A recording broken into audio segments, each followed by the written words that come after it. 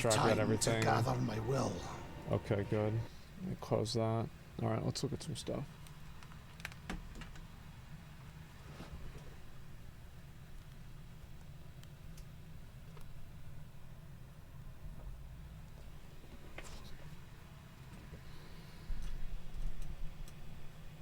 Give me one sec.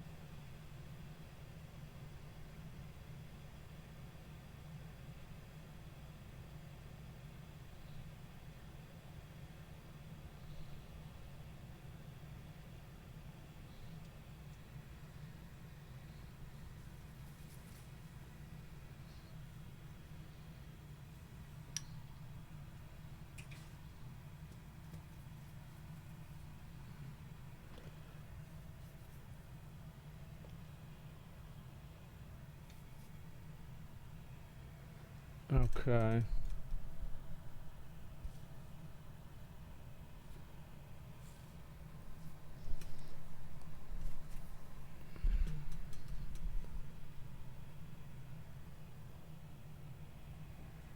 Almost good, sorry.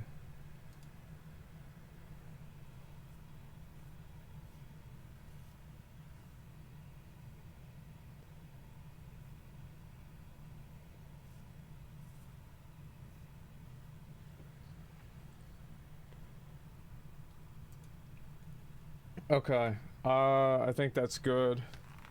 Give me a minute, and we're gonna go ahead and do it. Alright, gentlemen.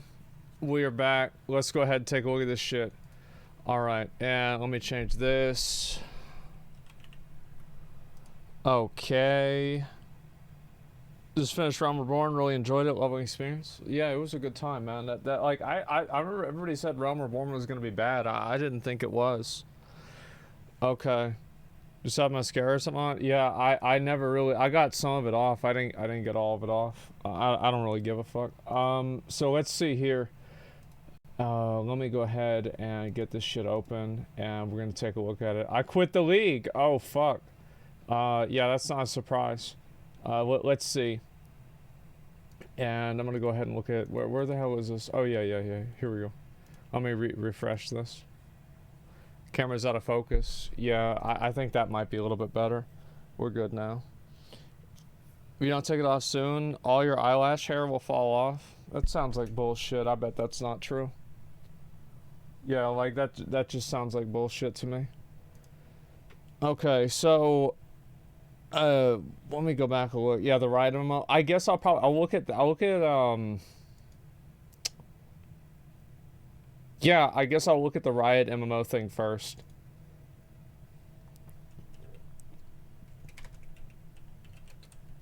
Okay.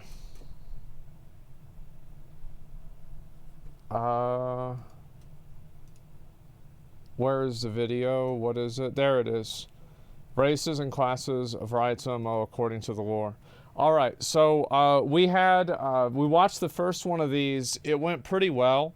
And now we're going to look at the second one. Necrit made a second video, and I think he's probably going to be, you know, making more of these, obviously. I mean, the first two have gone so well, we can pretty much expect that. Obviously, Riot MMO has been, like, super fucking anticipated. Everybody's been talking about it.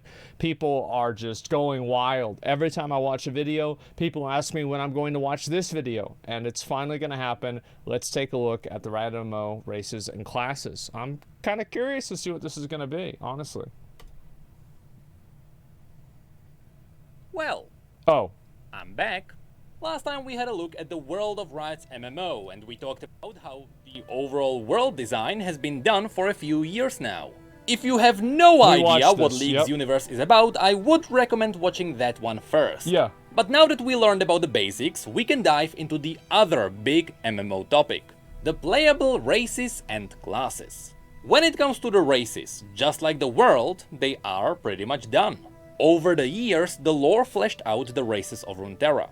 And I have no idea what any of the races are in any of the Riot world, except there's like cat girls, and I think one of them's like Ahiri or something like that. Like that is the extension of my understanding of like the races in Riot's MMO. Yeah, of Yordles, whatever the fuck you want to call it. Now they each have their own unique story. In fact, at this point it feels like we know Riot will not make up a brand new race. Of course, they could always theoretically do it, but I seriously doubt they would. Because that would be like forcing a new race into the world of Lord of the Rings. It would feel off among all the already established rules. I strongly doubt you wanna put a bunny person next to Aragorn. With that said, don't worry, because the lore will allow Riot to make up new races and make them feel natural. I'll show you their clever system in just a moment. But for now, just know that yes, we already know the races of this world. Okay. So the question is not going to be what races Riot is going to make up. The question is going to be, from the races that already exist, which ones will be playable?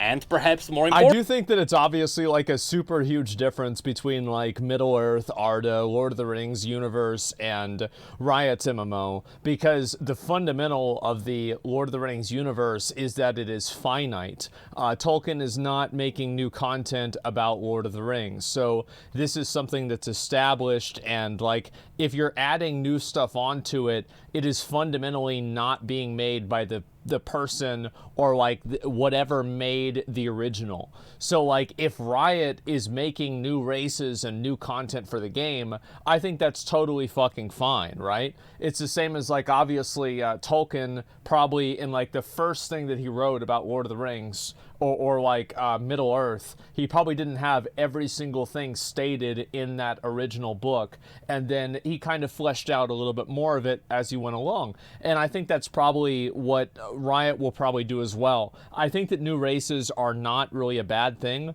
I don't think you should like it's like in WoW, like we've had this thing where like in expansions we have to have a new race or a new class. I don't think that's necessary.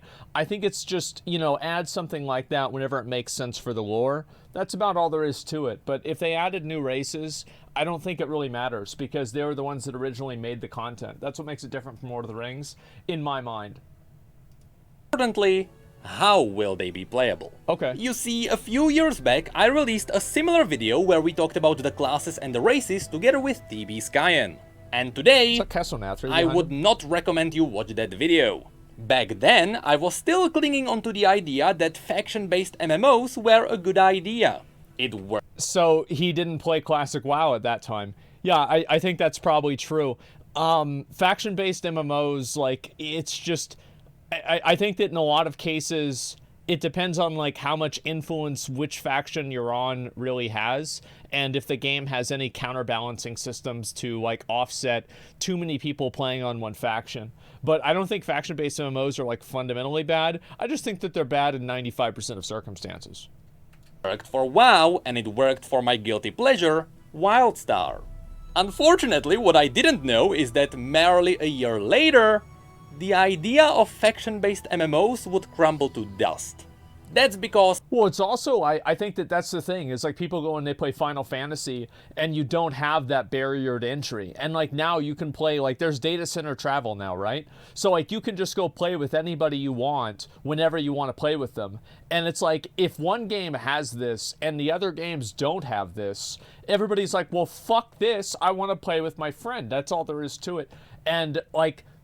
the lore and the kind of like just like the ideology behind like the game and like what the intentions and vision are behind it, all of these things in my mind fall to the wayside the moment that you introduce like player friction. If the lore makes the experience playing the game worse, then the lore should not take precedent over gameplay. Gameplay and being able to do what you want in the game should always be number one. Factions have a massive flaw. Besides the fact that PvP is almost guaranteed to be one-sided. I mean, who would want to play for the losing side? Especially if there is no compensation. Exactly. Classic WoW is a perfect proof of that. Not to mention New World. But also, if you... To be fair, our New World server was not that bad, but it's also like, I mean, let's be honest, there were only like 3 territories that actually mattered in New World, and nobody else cared about any of the other ones. Like, oh wow, we lost Morningdale. Oh damn, we're gonna lose like $30 because of that. Meanwhile, Windsward is printing millions of dollars. I mean, that's just what happens. split everyone into two sides, you are splitting up your player base. Yeah. And that is almost never a good idea. Especially you simply not don't now. want to prevent people from playing together. The reason why in the past it worked for WoW is because Blizzard heavily played into the faction pride. People Well, there were no other. The other reason why it worked very well is that outside of just knowing somebody, there weren't really a lot of other ways for you to like, oh, like there wasn't Facebook whenever WoW came out. There wasn't like Discord groups for WoW. So like you would never go into the game and think to yourself like, oh, well, where's everybody else playing on? It just like wasn't even a concept in people's minds. So you would never create like a group of friends or join a group of friends and then know that you're not part of that group. Like there just weren't apparatuses in existence at that time that really make that happen outside of like maybe playing with like friends at school. That's about it. were proud to fight for the Horde or the Alliance. But even back then, it really wasn't perfect. And then people started min-maxing the game and they realized that factions didn't matter. No. And that's where Riot has the edge. You may know that League of Legends has a lot of different regions, where they all act independently and they all have unique relationships with their neighbors. Because of this, forcing faction alliances into this world would ruin the already established lore. So PvP factions are most likely not going to be a thing. However, despite that, League absolutely has faction pride. Yeah, I think that's reasonable. I mean, there's a lot of people that like being different classes in like Final Fantasy. There's people that like being different classes in mini games, right? You don't have to like. There's not only one way for you to be excited about playing any certain type of thing. People love it when a new Shuriman champion is announced because people love that place. And people love it when the new champion is not Ionian, because goddamn we have too many Ionians. Nearly every League of Legends player has a favorite region. And you bet when the MMO comes out, people will want to play for that region. And this is where the brilliance of Riot's world kicks in. You see, the fundamental lore of League of Legends is based around the idea that anyone can be from any region. After an event the story refers to as the westward migration, races mixed up all around the world. So it's not like there is a furry region where you can only see furries. There are definitely regions where you can see more furries, but this world doesn't have exclusives. This means that when you're picking up what you want to play, besides just picking a race and a class combination, I strongly suggest Riot also allows people to pick their origin, with the origin being the starting region. I think that'd be fine. I mean, like, yeah, that's okay. The only negative with that is that whenever you have that happen, you have it to where everybody just picks the origin that's the most efficient. Like, I'll give you an example, like in Cataclysm, Hyjal was just better and more efficient for leveling than Vashir. And everybody played everybody played Hyjal, and everybody hated Vashir. That's all there is to it. So as soon as people realize min-maxing day one, the thing is, like, you can't make a game, like, I actually think that it's a failure of the game developer. Like, you make a game and you give people, you program in the game this advantage that one side has, and then you have the audacity to go and complain that people choose the advantage that you put in the game? Get the fuck out of here. This is your fault. You're God. You made this happen. Fix the fucking game. Make it better balanced. There's not anything else more to it than that. I hate that shit. Oh, people are min-maxing. Oh, wow, what a surprise. People want to have the best thing. Do you want $100 or $105? You probably want $105. Do you want $1,000 or $1,005? Well, you probably want $1,005. So it's just like any reasonable application of like min-maxing equals bad outside of a video game is immediately fucking ridiculous. So I think that complaining about people min-maxing is insane. You should complain about the game providing reasons for people to have to min-max, or feel like they have to min-max. Without a system like this, you would force all human champions to be, for example, Noxian. And that is simply not how this world works. So, I've been Okay. rambling about how this world works for quite a while. So now, let's actually dive into all the races that exist in this universe. Spoiler alert, League doesn't have too many different races, because it's focusing on depth over variety. Of course, as it is with I don't think you need a bunch of races. I don't. Like, I feel like WoW, it's like, do we really need Vulpera? I don't think so. Like, I don't think that we needed them. Like, it was unnecessary. How the fuck do we have Vulpera and no ogres? How did this happen? In any RPG, there is the human race. But it would be cool if the humans varied depending on their origins. For example, if you pick a human from the Freljord, they would be an Iceborn and they would have extra frost resistance. A Demacian could have a bit more magic resistance. Ionians could have a bit. It's about like racial bonuses, right? Or like origin bonuses. It's like this. That sounds like a good idea, but like what I think that they should do is they should have like outdoor bonuses and nothing that affects combat or any sort of like massive level of like functionality. So like, for example, you know how like Dark Iron dwarves can use like the tunneling thing and they can run faster in old instances or something like that. Like the moment that you introduce combat advantages, or even like mass scale like usability advantages, like, you know, Blizzard was complaining about Drakthir. Like, obviously that was stupid, but there are examples of that being the case where, like, for example, like one race is just way better. Like human is really good because it has 10% experience, or sorry, 10% reputation gain in WoW. Like that kind of stuff is not super cool because it actually doesn't provide people. You think that it adds flavor, but it actually takes it away. Because now, whenever you see somebody, and like this is just the truth of the way that these games work, if you see somebody who's playing like a human priest, for example, in classic WoW, you know that like the odds are this person doesn't really give a fuck about their character as much as somebody playing a dwarf. Because dwarf priests have Fear Ward, and Fear Ward is better in most circumstances in classic WoW for priests. So it's like you cannot design a game that provides advantages that are imbalanced and then expect there to be a balanced outcome. That's what I would say. You guys see what I'm saying? Imagine playing, what's this, Eraser should only be cosmetic background or for people who are RP?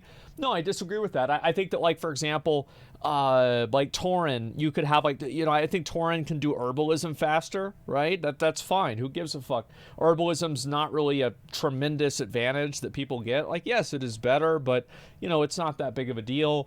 You have plenty of racial bonuses that people have in WoW that are not combat defining. You have many of them.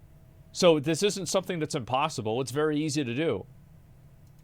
More nature resistance, Shuriman's heat resistance, and so on. I think it's going to be crucial for Riot to preserve the feeling of every origin feeling at least slightly different. This is an RPG after all, and this. Well, I think that you should have like gear and stuff that you can get from the different regions and like different types of like faction rewards that are styled around the theme of the area, right? Like you had that one where there was this like, it's basically like this undead like fucking like badass like warrior that's like imprisoned underneath the city. I forgot which one it was. And like you want to have like armor that you can get in the game that looks like that. You see what I'm saying? Like, that's what it should be. And, yeah, it touches on, Mordekaiser. There you go.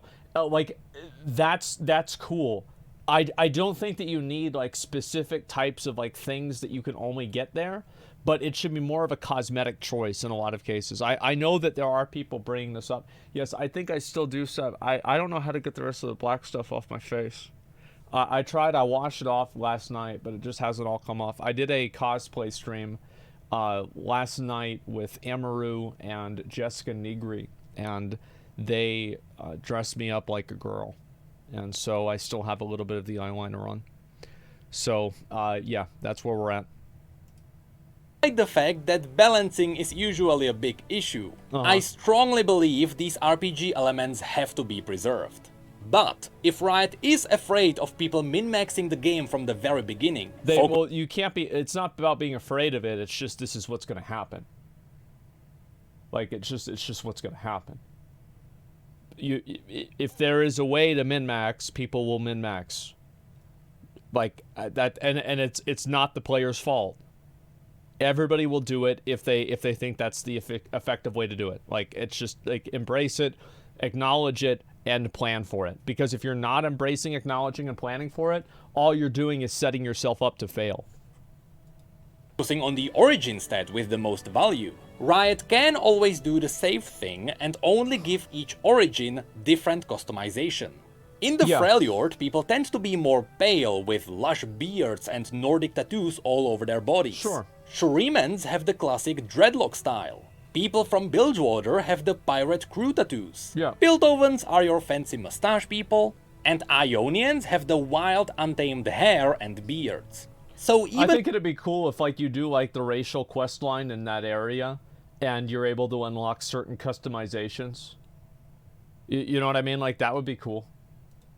Without special origin stats, I do believe these unique character customizations would enhance the region pride too.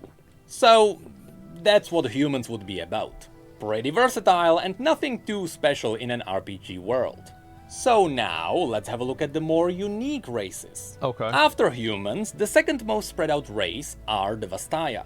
As we mentioned in the last video, the Vastaya are a race that came to be after humans started mating with magical animals. But the thing is, depending on where they are from, there are loads of different kinds of Vastaya. From cat boys so to... So you've got cat fuckers, pig fuckers, dog fuckers, bird fuckers, and everything like that. Snake fuckers, lizard fuckers. Okay, yeah, I mean, I think, I mean, really, I don't know, that seems pretty reasonable to me. Okay, I get it. Fox girls to lizard girls. In fact, here's a family tree of all the Vastayan tribes, and even this doesn't cover all of them. Holy and fuck. This is where Riot can pull off something genius. As I said, this world already has set rules. That's a lot of furries, so it would be very difficult to introduce a brand new race into this universe. However, it is going to be very easy to just make up a new Vastayan tribe. Yeah, so it's like one guy just fucking decides to start, I don't know, like, have sex with a rhinoceros. And then next expansion, well, now you have like a customization option where you can be like a rhino guy or a rhino girl. Like, I don't know. I think that, I mean, fuck. Okay, all right, sure. I propose that Riot doesn't make the Vastaya as a playable race overall, but instead it would be cool if Riot let the specific tribes to be playable races. This would leave the door open for them to introduce new playable races later down the line. If they cross off all the Vastaya at once, they kinda shoot themselves in the foot. But I know, here I go mumbling about how the world works again. So let's have a look at some of the specific tribes. Alright, when I say Vastaya, most people think of Ahri. Yeah, see, that's the only one that I know right there. That's the only one. I don't know from any the of the Vastani that look like foxes. Although her tribe is mostly gone, the lore can justify new members to be found, so they can be playable. The Kilash tribe comes from the jungles between Shurima and Ishtal. Okay. These lion-like people are known for hunting dangerous beasts. I would have never And guessed. they take great pride in trophy collecting. Okay. It's the average mount collector. The Shimon tribe are monkey-like people from Ionia. While their older members are very wise, their younger members can be very goofy. The Otrani come from Mount Targon, resembling the classic goat people. Goat fuckers. Their hobbies are taking care of the Stellarcorns. The Lothland tribe are Ionians who resemble bird people. This tribe likes to combine the art of dancing with lethal assassinations. The Uvikat are something close to lizards, though they do have the ability to shapeshift. Out of all of the other tribes, these are the closest to their pure blood ancestors. And we also technically have the Marai, fish fuckers. The fish people, whom I doubt are going to be playable. Imagine modeling boots for them. Now, these were the more pure blood tribes, but there are many more Vastaya who don't fit any of these. For example, Set has an Ionian Vastayan mother and a Noxian human father, so he doesn't really have a tribe. Long story short, the Vastaya are an incredibly versatile race and Riot can use them in a million different ways. Sure. This is where they can really go wild. But that's it for the Vastaya. So now, let's have a look at the third most popular race, the Yordles. These are the classic Jesus RPG Christ. tiny people. In League of Legends, people either adore them or hate them. Yes. There is no in between. Yeah,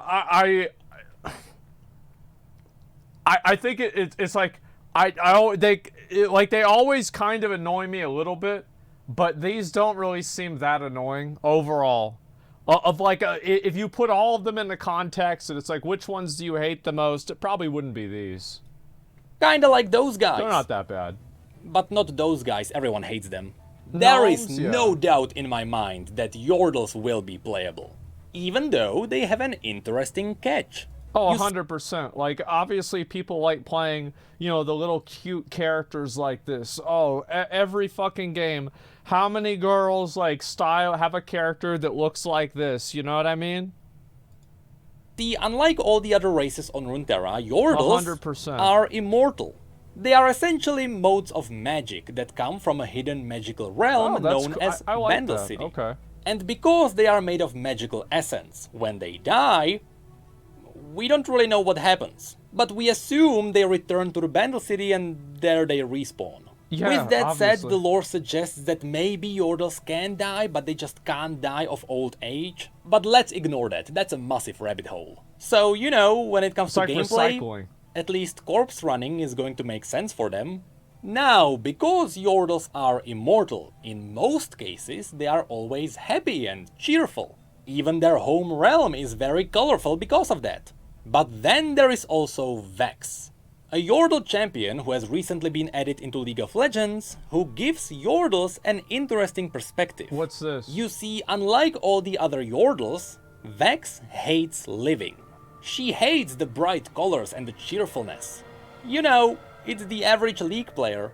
So Vex is constantly... Yeah, this is like they added this character in for like fucking edgy like middle school and high school girls that play League. That's 100% what it is. Like she's even doing the expression like, yeah, okay, dad. Okay, fine.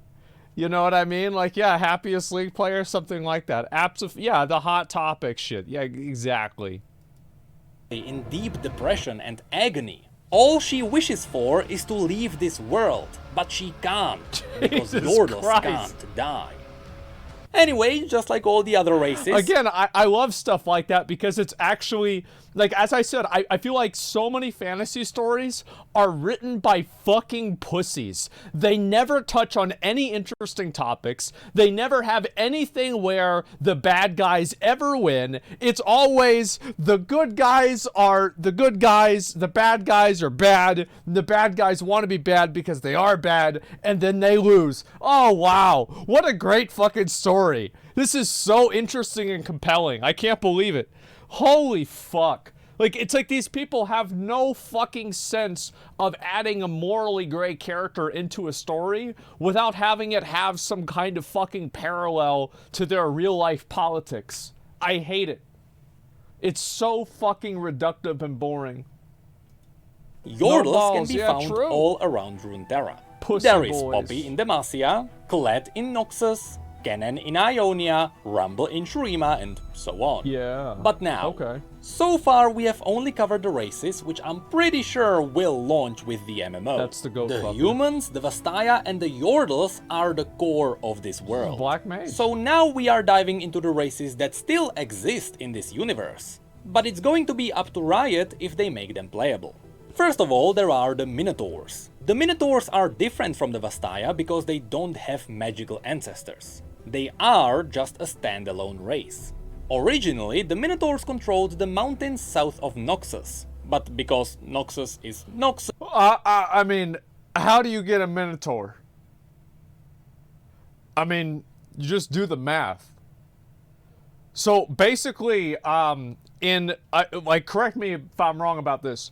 In Greek mythology, Poseidon wanted to hook up with this girl, but she didn't like him, So he said, fuck this bitch. I'm going to make her attracted to bulls. And she made, so he does this to her. She fucks the bull. And then that's the Minotaur. And then the dad of the Minotaur, right, her husband, is upset because, you know, I mean, it was Zeus, right? Okay, it was Zeus. Well, anyway, so it's like this guy comes out, and that's why he put him in the labyrinth. So he couldn't get out. That's how the whole thing happened. So, I mean, I feel like they're not really a standalone race. I mean, even in like the base lore, that's how it happened. Thus, soon they absorbed the Minotaurs into their empire. Zeus was bad With guy? that said, some He's a good Minotaurs guy. fled the tyranny of Noxus and they joined the other regions. A great example is Kryl, the Yeah. Minotaur fighting in the elite armies of Demacia. Okay. And yes, the Minotaurs also have the stereotypical sexy female version in this universe, I so they wonder can why. easily be turned into a playable race. Next, in Bilgewater, there is an Playable. incredible amount of weird fishy people. A lot of these could be Okay. really cool playable races when Bilgewater gets its expansion. Yeah, I think Although that'd be modeling cool. helmets for a hammerhead shark is going to be interesting. I think that, like, for a lot of things, you shouldn't have to, like, you can add a customization option without having it have every single type of customization option available.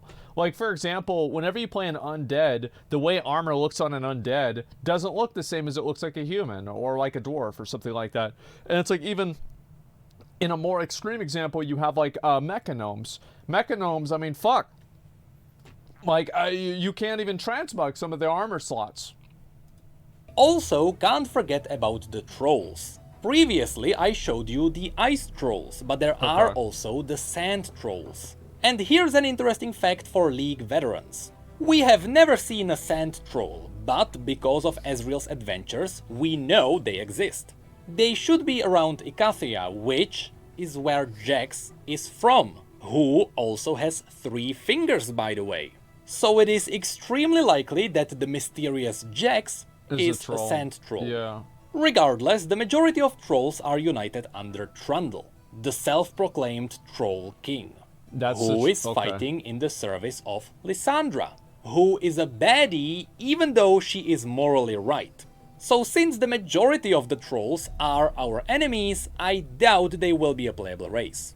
Lastly, let's not forget... I don't know really if like that would be very hard to say if they would do that, like a troll race. I think that you want to have like some, because like some people like playing fantasy games to play like a self-insert. Some people like playing fantasy games to play something that's like totally different, right? You've got something like, I don't know, a fucking like a Tauren or a Hrothgar or something like that. It's just something totally out of left field.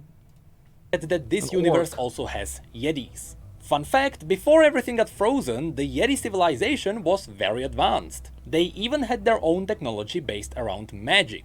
In fact, Willump, the Yeti Nunu is riding on, is a hologram from the Yeti technology. But then, as the civilization disappeared, the Yetis went a bit more ferocious.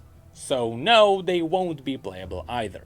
But that's pretty much it for the races. It's like ogres. As I mentioned, there aren't too many different kinds. But that's because Riot is avoiding mimicking other RPGs. That's why there are no dwarves or elves here.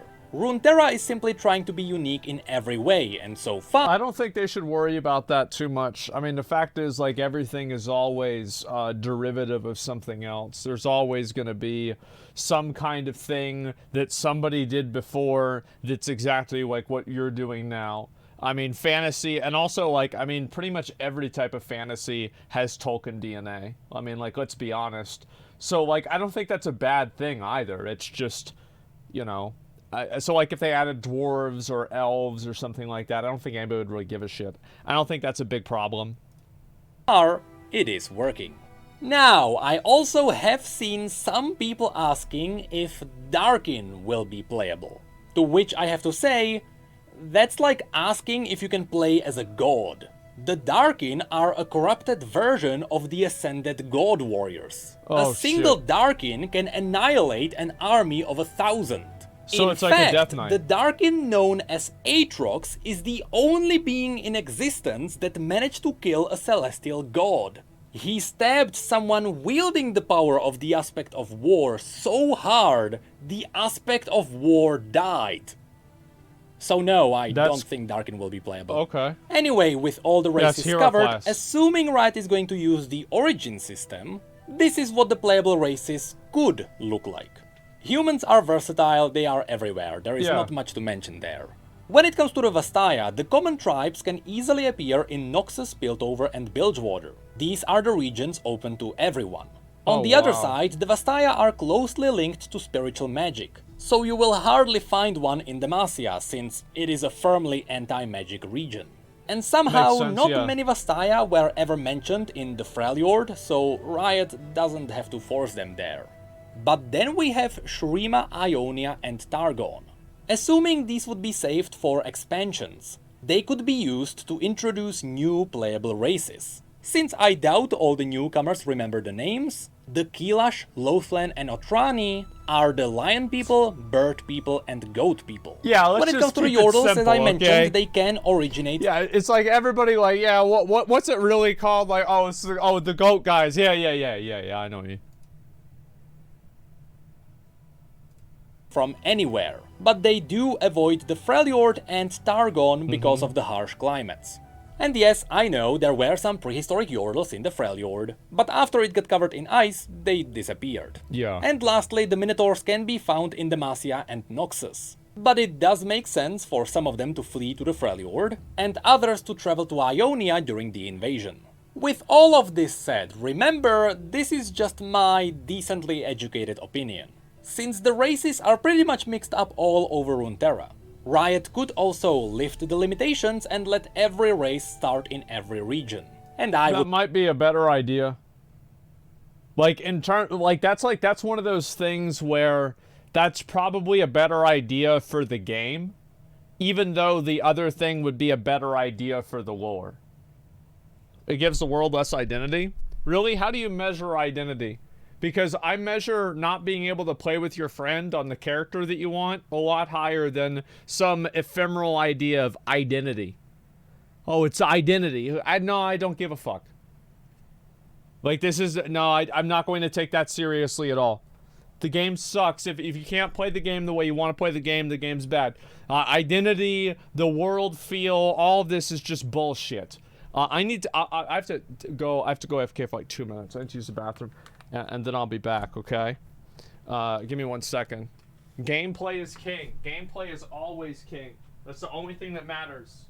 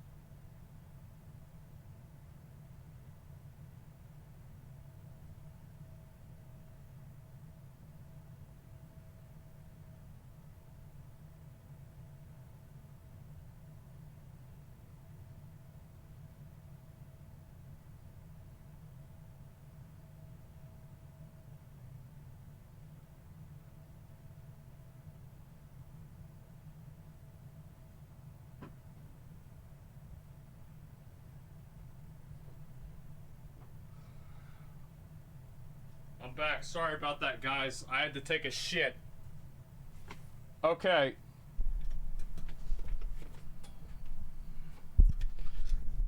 Here we go. Let's watch it. Why'd you wash your hands for 5 minutes? You know, it is what it is. Alright, let's go. Be fine with that. Some story would be wonky, but it wouldn't be anything horrible. Right. Although, I still believe some racial exclusivity helps the feeling of RPGs. So, all of this is still only the first half of the video. If you wanna take a break and do your business... I think having like some classes or like some races that, you know, there might not be like, oh, you can't be a, like for the longest time you couldn't be like a Blood Elf Warrior, for example. It's not really that big of a deal. But, like, making it to where, basically, like, if this... He knew what? Wait, they knew what? I'm confused. The video? Wait, 1 second. This is still only the first half of the video. If you wanna take a break and do your business without washing your hands, now's your chance.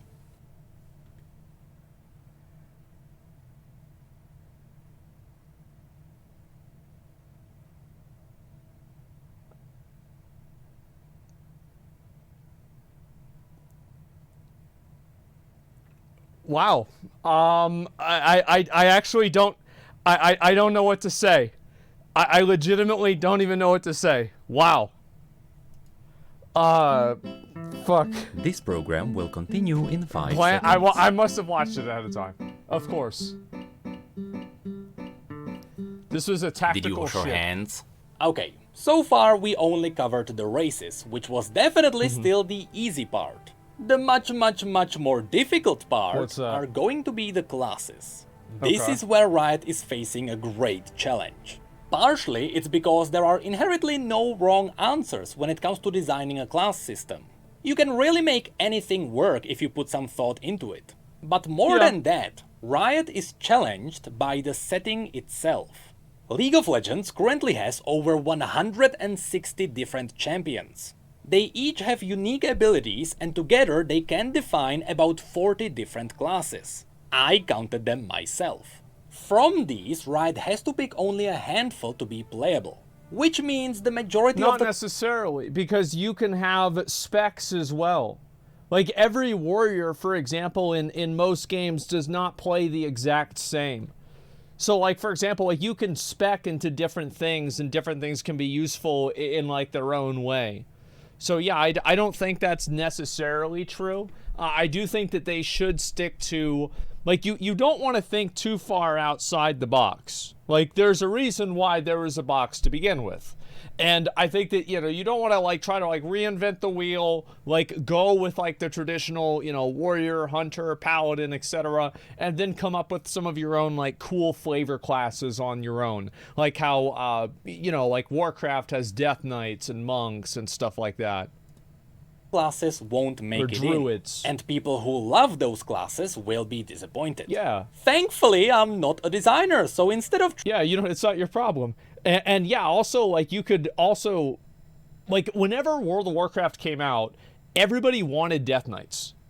Everybody wanted Death Knights and Demon Hunters in classic WoW. But they didn't come out for, like, a long time after that. And everyone was generally okay with that. It was like, ah, yeah, that's fine, right? Because, yeah, I mean, like, in Warcraft 3, my favorite race was the Undead. I thought the Undead, like, the Necromancers, fucking just, you start killing people, you start raising them up as Undead. It's amazing, right? I loved it. And so, I didn't get a chance to play Death Knight until Wrath. But it wasn't a big deal.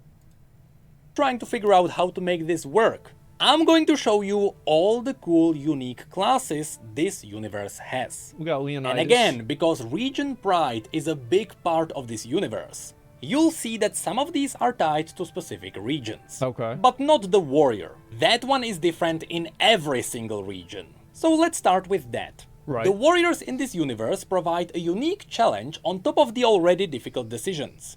It's because in every region, the fantasy of a warrior is represented by something else. In Demacia, it is the Dauntless Vanguard. These are the classic knights in shiny armor pursuing justice. In Noxus, the traditional warrior would be part of the Trifarian Legion, which is a rank you can achieve after killing your best sparring friend in combat. These guys rarely use shields. In Shurima, the classic warrior is the warrior of the Golden Army. These are fighting for the glory of the Shuriman Emperor. Okay. In Piltover, you would have the Enforcers. Simply said, it's the cops. People will know these from Arcane. But in a way, the Wardens are the melee warriors of Piltover. But then, in the Freljord, warriors are represented by the Berserks, either wielding axes or giant blades as they worship the primal god known as the Iron Boar. On Targon, we have the Warriors of Rakor, which are somewhat themed after the classic Spartan armies. Yeah. Then, in Ionia, the classic warrior is known as a Blade Master. Exactly. Well, that's the same as like in WoW. Like, and these are specs, right? These are obviously different specs you can have because like you have like a lot of the different types of like what is the warrior fantasy? The warrior fantasy is either like fucking some giant armor-clad juggernaut that just can't even be pierced even with like the strongest of swords. He's like fucking 7 feet tall and he can just kill anybody, but he's really slow, right? You have that kind of a warrior. You have like a gladiator, right? Because you think of like movies, right? It's like Russell Crowe in Gladiator, Leonidas in 300. You have, let's see, for a berserker, what would be a good example for a berserker? I mean, it's just like your traditional Viking berserker, right? A guy that's like not wearing a lot of armor. He's got a really big weapon. He's super strong. Conan the Barbarian. There you go. Yeah, Conan the Barbarian. Perfectly. Like, yeah, Guts. You've got that as well. And so you just have these as the different specs. And then also, like for, you know, he's talking about Blade Master. Like a Blade Master in Warcraft 3, like, that was very different than a warrior that we have in WoW now. It was actually quite different in many ways. And it's like, obviously, you have like a Blade Master. This is kind of like samurai, some sort of like Eastern warrior, something like that. And like, that's its own type of warrior. So you have these be like subclasses or specs or different play styles. I think that's the solution for it. Samurai-styled swords that have a rich history in this region. Yeah.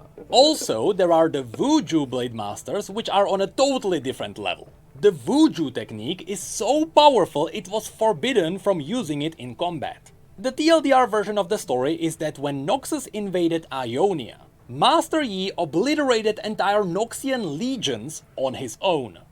Before Noxians realized how overpowered he was, and they nuked the town where the Vuju Blade Masters were trained. So now there is no more Vuju Blade Masters, just normal Blade Masters. And lastly, the common warrior in Bilgewater would be Hell yeah, brawler. brother. You see, I just named 8 different kinds of warriors. How is Riot going to handle this? I don't know. Different specs. They could just make one warrior class and then just have the players play out the fantasy while wearing cool armor sets. Exactly. Or they could make it so that every origin has a different skin of the class. That's you know, true. all Yeah. the abilities would be the same. Like you could have like different types of, I think it's like also racial armor. Like you have different types of racial armor. Like for example, the racial armor you'd get from the pirate warriors is going to be totally fucking different than you get from the Nordic warriors. I think that's just what makes sense. They would Different be doing weapons the too, same yeah, numbers, exactly. but when a Noxian swings a weapon, there is a bloody trail, and when an Iceborne Berserk swings a weapon, there is a frosty effect. Yeah. But again, this is for Spell Riot effects to are figure another out. factor. Now I'm just going to show you all the unique and interesting classes from this universe. In Demacia, we have the Mage Seekers. These are the people who hunt down mages. We had this in Warcraft 3. Spellbreaker was always one of the classes that people had wanted to see. You know, like a male-wearing armor class that had a shield and a sword, and they could do, like, magic damage. So, like, yeah, I mean, these are cool. Carry with them a stone disc called the Grey Mark. This is the tool that allows them to absorb magic. So this would be sort of an anti-magic class. There are also a lot of iconic Demacian scouts. Also, Demacia has a lot of stories about theaters and bards. But Demacia also brought spotlight onto the Sentinels. Okay. The Sentinels of Light are people dedicated to fighting the undead. Because the undead can't really be killed with normal weapons. They like use silver the weapons? relic stones that can be forged into any weapon. Be it a crossbow, a gun, a really big gun, or even a sword. Fun fact, in the lore, the Sentinel guns don't have triggers. You have to will it to fire with every fiber of your body. That's so interesting, of course, I like that. Lucian canonically fired it with his PP. Lastly, this will be unknown to even veteran League players, but Demacia put a really cool twist onto the Paladin class. What's that? You see, in League of Legends, when you play as Garen, his ultimate is to smite his enemies with a giant holy blade. Yeah. This made people wonder, is Garen a mage? In Demacia? Actually, no. In the lore, Garen has never done anything even similar to this. And that's because there is something even cooler happening. Most people in Demacia pray to the aspect of justice, which they call the Winged Protector. That's why Demacia has a lot of angelic statues. Coincidentally, the aspect of justice can also be found in League, its scale. So what's happening is that when Garen is casting his ultimate, it is not him magically creating a holy blade in the sky. It is actually the aspect of justice answering his call. So even though this universe... That's effectively the same lore of paladins in WoW.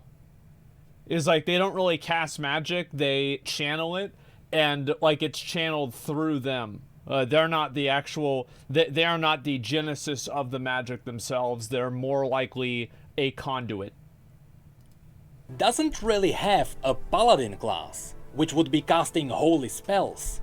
This would be a really cool alternative. Yeah. People who worship the aspect of justice and let her answer their calls. Yeah, Pretty like an cool, inquisitor. but now let's move on to Noxus. Does like range Noxians damage. are one of the only regions who harvest black powder, so they also have their own mercenaries with functional guns.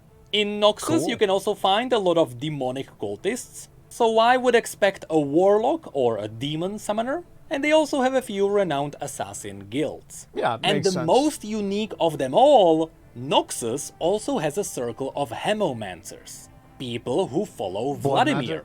a lord who used to be a hostage to the Darkin, and who Dracula. eventually learned how to use their blood magic. So these people used the very same blood magic that shaped the Darkin.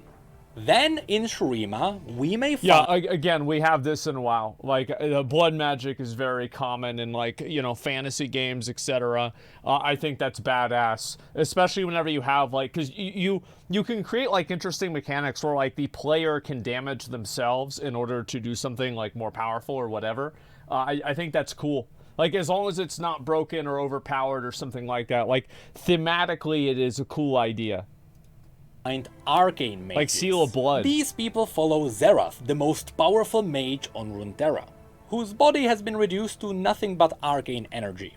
That's I cool. would honestly love to see this class in-game, because I love the idea of having an Archon form on cooldown. Shurima also has some Yeah. prophets who can open up tiny portals into the void and summon tiny void creatures. It would be sort of like Warlock in WoW. You know, use the power of the enemy against themselves. Makes sense. Then there are the Sand Shifters, people who can use the sand to create sand mirror images. And we can't forget about the Chronomancers, people who use time magic in a lot of creative, interesting ways. Then in Piltover, riding off of the success of Arcane, people will want to play as a Warden, which is Oh yeah, 100% people are gonna want to play the same classes from that stuff. I mean, absolutely. It kind of goes without saying. I mean, I hope that's what they're gonna be able to do, but we'll have to see. Give me 1 second.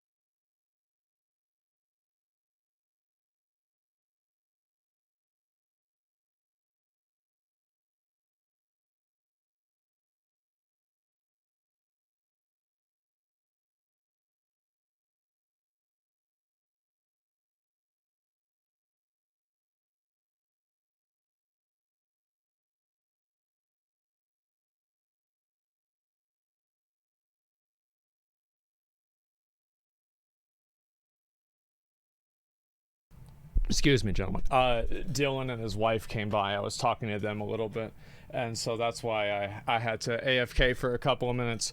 Apologies, but yeah, I'm good. I'm chilling. I'm fine. Anyway, so yeah, I want to talk to them for a few minutes because I do want to finish this and like watch some other stuff, etc. So we're gonna get into that. And anyway, I do think that like for the different mages and stuff, just make these classes. It's the same as something like an enforcer. Bro, it's a hunter. Like, you just make it like a hunter or a ranger or some sort of, like, variation of that. Is a more elite version of the enforcers. These would be equipped with sniper rifles and stun grenades. On the crafty side, there are also the Hextech engineers. These are the people who can use science to allow them to wield magic even if they are not mages. That's cool. And separate from them, I like there are that. also the artificers. To them, anything from a powerful arm to blade legs should be possible. And down in Zone, I would love to Different see some kind of customization an options. alchemist who's using questionable drugs to help his allies. Great. Next we go into the Freljord. Here we can find the Draklorn Inquisitors, which Oh. are Lysandra's followers with abilities themed around true ice. Essentially, these would be frost battle mages. But perhaps the That's most interesting. iconic for the Freljord would be the Shamans. These worship the animalistic primal gods of the Freljord, and all their abilities mimic the primal gods, be it a bear, a fox, a mammoth, or a boar. Then on Targon we would Okay, find so a it's lot of almost like people a with Diablo celestial druid. powers. You know, calling down stars and such. But Okay, there yeah, are that makes also the sense. Solari who use the power of the sun to enhance their attacks. They also wear massive plated armor, so this would be the tank class. Right. Or the Lunari, who use the power of the moon to stay in the shadows. This would be more of an assassin class. Yeah, it's a rogue or Besides something like these, that. there are also a lot of star callers around, and even draconic worshippers. Then Yeah, I think that, like, really, you don't have to add everything in on release. You just add in a good variance of classes, and then based off of what people like, what they don't like, what you feel like is missing in the world, or what makes sense, that's what you add next. Like, I don't think you need to add, like, every single thing in right off the bat. in Ionia, Makes sense. besides the Vuju Blade Masters, which would be far too overpowered, some people choose to fight without a blade. These would be the Like monks monks. of Hirana. Yeah. They channel the power of Ionian dragons to empower their limbs. And don't worry, they are a bit different from the traditional monks. They are far more badass. Think less Bruce Lee and more Dragon Ball. But of course, Okay. Ionia is also home to the Kinku ninjas. Their goal is to maintain balance in Ionia. This means that when a spirit starts killing people, the ninjas go out and deal with the spirit. And when people start terrorizing the spirits, the ninjas go out and deal with the people. Most of these See, that's kind of what I was saying before about how I like it whenever you have stories that actually have weird types of moral grayness. And like, you can play as the bad guys effectively. Like, I think that's very important. Be able to do whatever the hell you want. are your classic ninjas empowered with spiritual magic, Okay. but some are using the forbidden shadow technique. And while they surely look evil, just like anything in League of Legends, it's Yeah. not really one-sided. These ninjas are simply using questionable techniques to protect their homeland. Sure. And honestly, the Shadow Ninjas are so iconic for Ionia, I really do believe they will be playable. Then we get to Bilgewater. Besides all the things that you could do with pirates and monster hunters, the most iconic class of this place are the Priests of Buru. The Buru worship the god of motion called Nagake Boros. Cthulhu. While they are Got it. priests, they fight with full physical strength, while borrowing power from the god to empower themselves. I don't know how many classes have we really had like that in games where it's like you have a class that's almost it's like empowered by some kind of like void magic or void power. I'm trying to think like what would really have like that? Priest but huge strength, yeah, exactly. Like enhancement, maybe a shadow priest. Yeah, I mean, like, I think Shadow Priest is probably the closest thing that you could get with this. Yeah, it's probably it. Usually this means the god spawns tentacles to smack the enemies around. But they also have healing powers, so that would be a really cool support class. In Riot's RPG called Ruined King, you can play as Illaoi, the High Priestess of Nagakeboros. Okay. And there you can see all the attacks she can pull off. And this takes us to the last place, Ishtal, which will most likely be saved for an expansion. As I mentioned in the last video, Ishtal specializes in only one thing: elemental magic. So Simple if enough. elemental mages become a class, and they should, even in League elemental dragons are a core mechanic, they would come from Ishtal. But that's it for all the unique classes this universe has to offer. Funnily enough, when I was drafting all these classes, I realized a lot of them fall under specific categories. Yeah, I mean, like, hybrids I think would be really cool. I don't know. I worry whenever I see a bunch of classes, and this is something I also worry about with Ashes of Creation, is like what happens 3 months into the game where people realize that like a support rogue is just the best class, and then everybody's playing support rogues. So I'm very concerned about that type of thing. But I think that as long as you have like the main pillars of the different classes and each individual thing is not anything super specific, I don't think it's that big of a deal. So going with the Balance skin patches, idea yeah, it's for all the basically it. classes wouldn't be too unreasonable. But developing so many artistic variations of the classes would be taxing.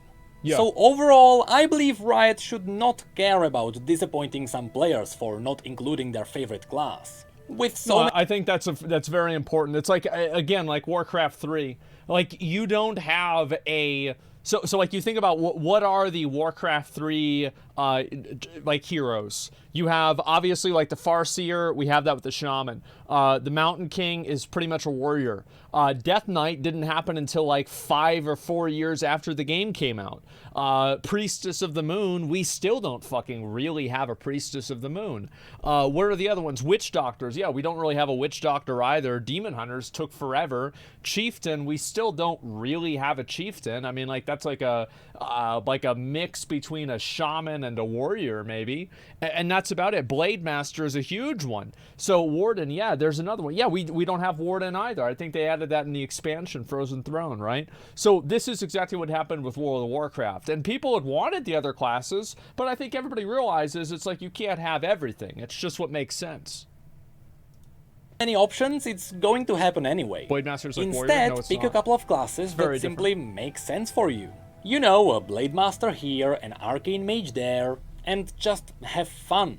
Having fun during development usually translates into great experiences. Yeah. And I hope I'm not pressuring anyone by stirring up hype. If anything, I'm just happy that people find these videos interesting. And all I'm doing is presenting information that... I think it's good that he's talking about it now, because I'm sure a lot of the guys that are making and like working on the game are probably watching videos like this, right? They're probably reading the comments, like realistically. I'm sure like Ghostcrawler and like these guys, they see the videos, and if they read it, and they see everybody, wow, man, like, bro, like, everybody wants, like, the fucking Frost Warrior that can turn into a Yeti or something like that. Like, maybe we should do that in the game, right? Or we should plan for doing that in the first expansion. Like, that's good. It's very, very good that we're talking about this now, because it can actually influence development. Riot released over the past 10 years. I mean, I know the video is interesting because Asmon only paused 3 times and he said, That's fucking cool. and I like it a lot. I I do. That's, what the fuck? This is actually really cool. True. I didn't know any of this. True, that true. to me marks a big success. Yeah. Next time we are going to talk about Very all true. the already established raid bosses of this universe. Which is a very personal topic for me. You know, I am a father, my son is 2 years old. Okay. So by the time this MMO comes out, he's going to be just the right age to heal my raids. Smart.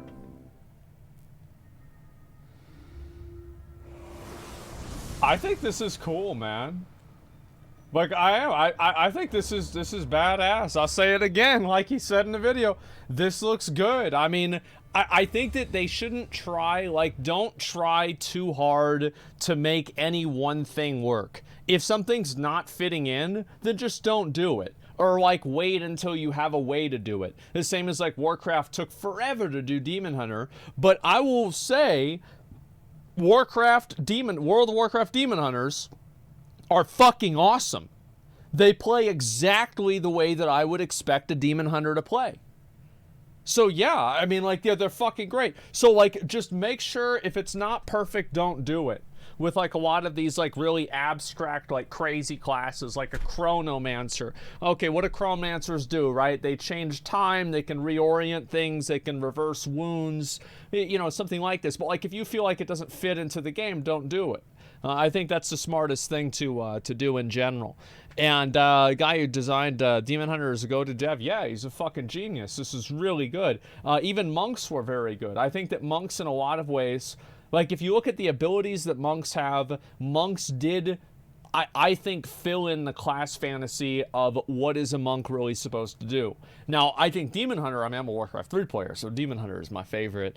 Demon Hunter and Death Knight. But still, yeah, monks was awesome, exactly. So, like, it's the idea behind the class, and maybe in, like, vanilla WoW, they couldn't do it the same way as they did. And I think that that's what they should look at. Is, like, if it's not fitting into the game right now, if you don't have, like, a concept for it that really works, then just don't do it. And stick with, like, the obvious, very basic classes, right? You've got mages, warriors, paladins, druids, but let's see, besides that, like, priests, warlocks, stuff like that, and rogues, and hunters. I think those are pretty much the main fantasy archetypes, and then you have, like, subtypes like bard, cleric, etc. But I think that's what they should really focus on, and then have a few flavor classes that are very interesting in their own. Barbarian would be nice. I think they should just make those subclasses or specs. It's the same as, like, whenever you play a warrior in Lost Ark. I mean, you pretty much start off and decide what you're going to be, but warriors are gun lancers, paladins, destroyers, or berserkers. And I think that's basically what they should do with Riot's MMO, is, like, just make them specs in general. They should do class advancement choices. Yes, exactly. Kind of like how PoE, you can be an Inquisitor. And, like, an Inquisitor plays different than a Templar. And a Juggernaut plays different than a Berserker or a Chieftain or something like that. So you have, like, a few different types of flavor that change the way that it plays, and I think that's a good thing. As I said, Necrit's videos are really, really good. I honestly, this is what I said with the first video. Like, I did not know that so much of the work was already done. I had always thought to myself, like, oh, the Riot MMO, it's like, well, they just add whatever, you know, like, girls want to cosplay and guys think would be cool if they looked like that person, you know? Like, that's about it, right? Like, I never really thought that there was anything more to it than that. I didn't even know that there was any lore, right? And so it's just crazy for me to see this kind of stuff, because it's like discovering a whole new world. It's like whenever I start playing Final Fantasy, it's like, oh my god, like, this is like, I'm just, like, stepping into, like, 8 years of work, right? And I'm just right here. And so it's like you have to understand so much stuff. And so I think that's a good thing. Have you watched Arcane? I'm going to watch Arcane. I haven't yet. I've been watching, actually I haven't been watching anything. I've just been playing PoE. But, like, I'm probably, you know, like, I'm not quite as, like, I like, the League started, it's been out for, like, a week now, and so I'm going to probably, you know, dial it back a little bit and try to start watching it. I'm going to watch it. Yeah, hopefully. And there's one video, it's a summary of the lore. I mean, I think I'll watch more of that as the game comes closer to release. But yeah, this guy's videos are great. Like, the first video, I could see why so many people wanted me to watch it. And I think this video was equally informative, especially on a more technical level of, like, kind of, not really technical, but it's like, what are we really going to see? Like, what's really going to happen? I think this video did a pretty good job illustrating that. Watch most evil live stream ever from most critical please. I don't give a fuck about that stuff, man. Like, I don't want to watch that. Like, I don't want to give, like, any attention to, like, some fucking weird bullshit like that. I maybe if it was newer, but I don't feel like watching it. And yeah, other videos, more than 1 million views. Yeah, it was super popular, man. Anyway, so I'll go ahead and I'll take a look at a couple of other things, and then after that, we're going to I'll play a little bit of Tower of Fantasy, okay? And I was gonna watch Elden Ring DLC Maybe watch this, and I was gonna also watch this Fillion video. Oh, this was a short one people wanted me to see. Let me watch this one right now, okay? Nice. True. Really good. It was great. Really great. That was a bit rich, but okay. All right. I said, all right. Actually, that wasn't very nice. It was horrible. And everything was lovely once again. Yeah. Wonderful. Now I was filling my cheeks Yeah. so as not to taste it so much. My hands went hot and people were looking at me. Then I got to the trifle, soggy cake. Ugh. And that was even more horrible. Oh! Blizzard's got a new survival. Okay. The end part there was just... Okay. And look at the fucking... Look at the... You know what? This isn't really that far out, man. It's not at all. Like, so I made a joke yesterday. I felt like I looked like Imru and them. They dressed me up like I was a Zackrawrr. Like, I had, like, pink eyeliner on, and I was wearing mascara and bullshit. I felt like I was a fucking Zackrawrr human form. I was freaking out about it.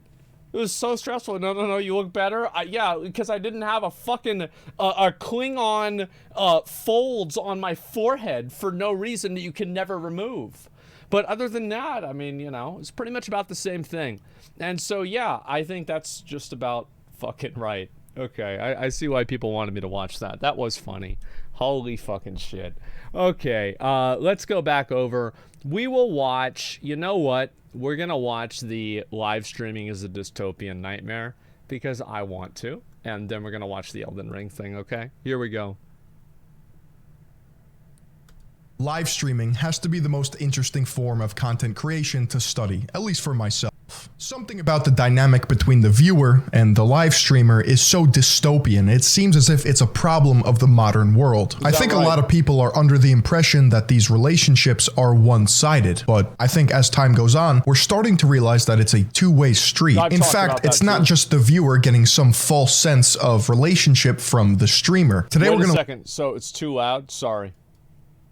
watch this awesome op doc that I found, or opinion documentary titled Inside the Daily Life of a Live Streaming Star Is this good?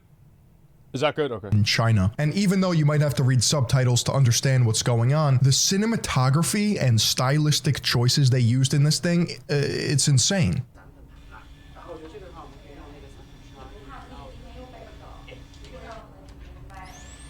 $560 million people watching a live stream?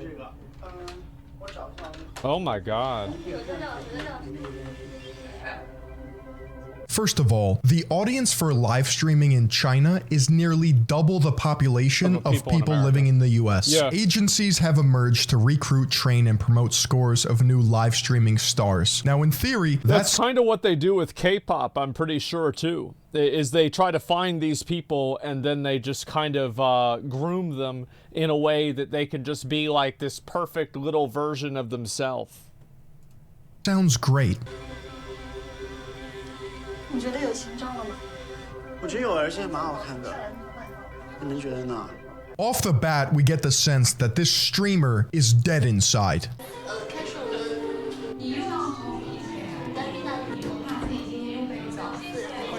I think that being dead inside is probably maybe an exaggeration. I think that this is not something, this is something they show up at 9 and they leave at 5. And that's about it. It's like the greeters at Walmart. Hi, welcome to Walmart. The greeter doesn't give a fuck about you. His job's to stand there and say, hey, and like his real job is to stop the guy that tries to run out and steal broccoli. That's really his job, but you know, it's also to wave at the customers and make them feel like Sam Walton gives a fuck about him. 送来的花花，谢谢洛哥，谢谢。 This is Napoleon Dynamite. The creepiest thing for me is staging an office space to look like a bedroom or a cozy streaming setup. Meanwhile, you're in some cubicle working like 15 hours a day. Streaming is supposed to have some sort of human connection. At least that's where the parasocial relationship stems from. Which it doesn't. Streaming does not have to have a parasocial relationship. Streaming just has to be entertaining. Like, that's all. That's all you need. You just need a show that's funny to fucking watch. Like, you don't have to have, and like, I've always thought, it's like, it's not a super good idea to try to farm weirdos that think that they know you. It's like, you know, like this channel, Zackrawrr. I'm on my second Twitch channel right now.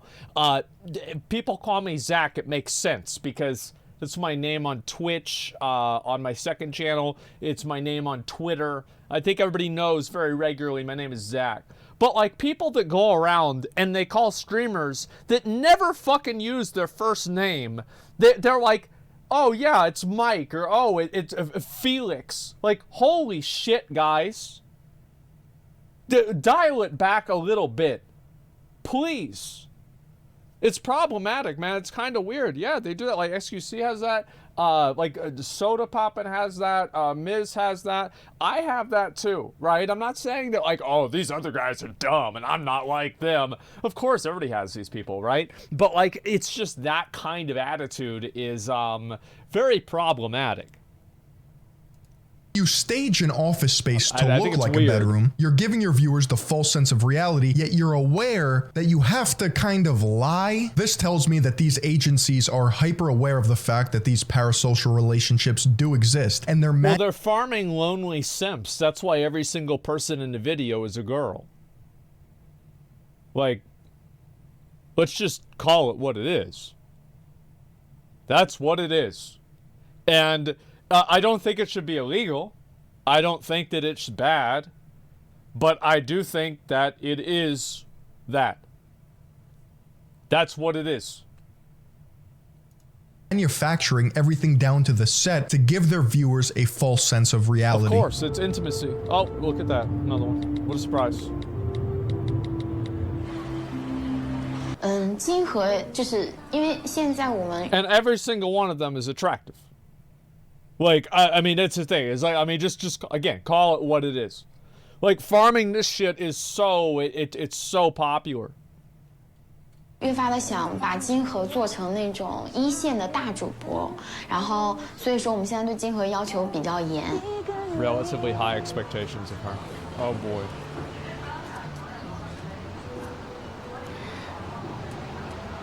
Even though she's probably live in front of thousands of people, she looks pretty lonely. 收拾直播，准备化妆，把今天晚上的歌单准备好，然后今天晚上我把那个 Special 圣诞节 plans 的 for 方 the 案给了 Christmas 你， season. 好吧？ I always find it to be crazy that, like, so many people buy into something that's so obviously fabricated. It's always incredible to me to see that happen. It's like people that, you know, actually sleep with a body pillow. Right? Like, not one that just gets sit in a P.O. box, but they go to Hot Topic and they buy it themselves. Like, I don't get it. I don't understand. Like, I just... Why? Like, what are you doing with your life? 晚上直播完可以看一下，对，直播完该的时候买东西我要提前买。对，江浙沪发货的就还好，比较快。 You see, she's stressed out. 睡会儿吧。 Sleep for a moment. Oh, I got a good idea. Why don't they just start introducing sleep streams to China? That'll go The best part about him saying that is it's actually a great idea. over really well. 可一开始来，其实他是我们800块钱底薪招的一个主播， Minimum salary $120 a month. Oh my god. 这几个月爆发，他连这几个月基本 $30,000 to $45,000 worth of donations every month. That is a lot of fucking money. That's a lot of fucking money, man. Oh my god. And it's not a surprise. I think people, you know, it's like this is what happens on Twitch too. I mean, absolutely. How much does she sleep? I don't know. Milking simps. Yeah, it's just like, that's just, it is what it is. There's a huge market for that kind of stuff, man. It's crazy. It's even getting bigger here in the US. It's sad to see so many guys do this. Like, I don't think there's anything wrong with, like, watching a girl streamer and donating if you like them.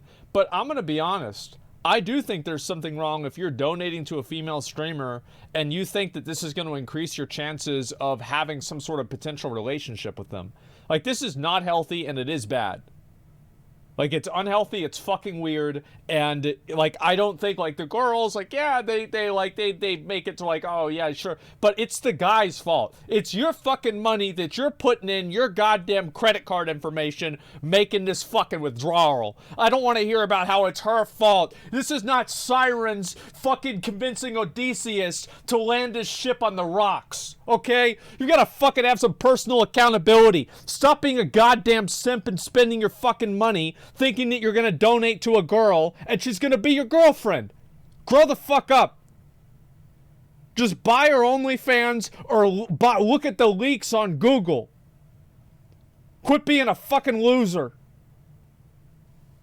Holy shit. 基本上每个月的礼物收入都是在Pathetic. 20-30万以上。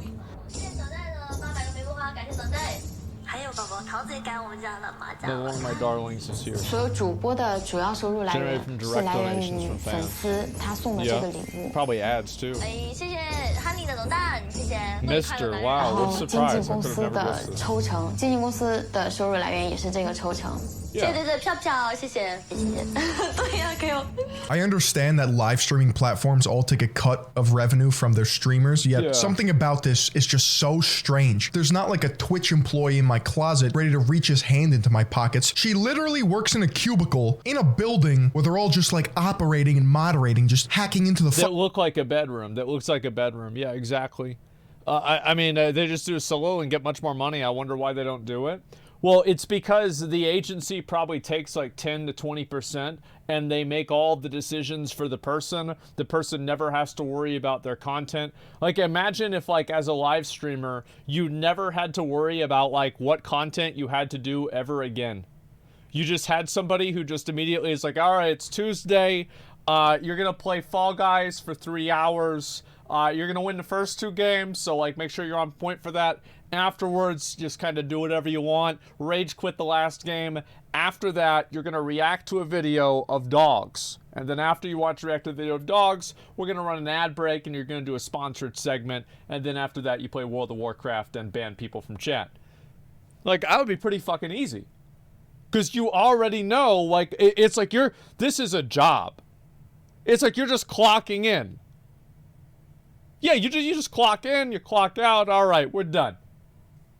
fucking mainframe, man. Like, any sort of joy and comfort is just sucked out of this. You have to go to work. Well, I don't think that there's I disagree that there needs to be any joy or comfort in it fundamentally. I think that the people that need joy and comfort put into live streams are just trying to have some emotional connection with the live streamer. Just watch the fucking, like, Ben-Hur, somebody died making Ben-Hur. The movie's great. I don't have an emotional connection with the people that made the movie. I just want to watch the movie. That's it. Every day, put on a show, then come home. Versus just like clicking end stream and going to sleep. Man, Philly needs to get back on Twitch, man. Like, he's about 2 years out of date. I wonder if he knows about the ASMR section.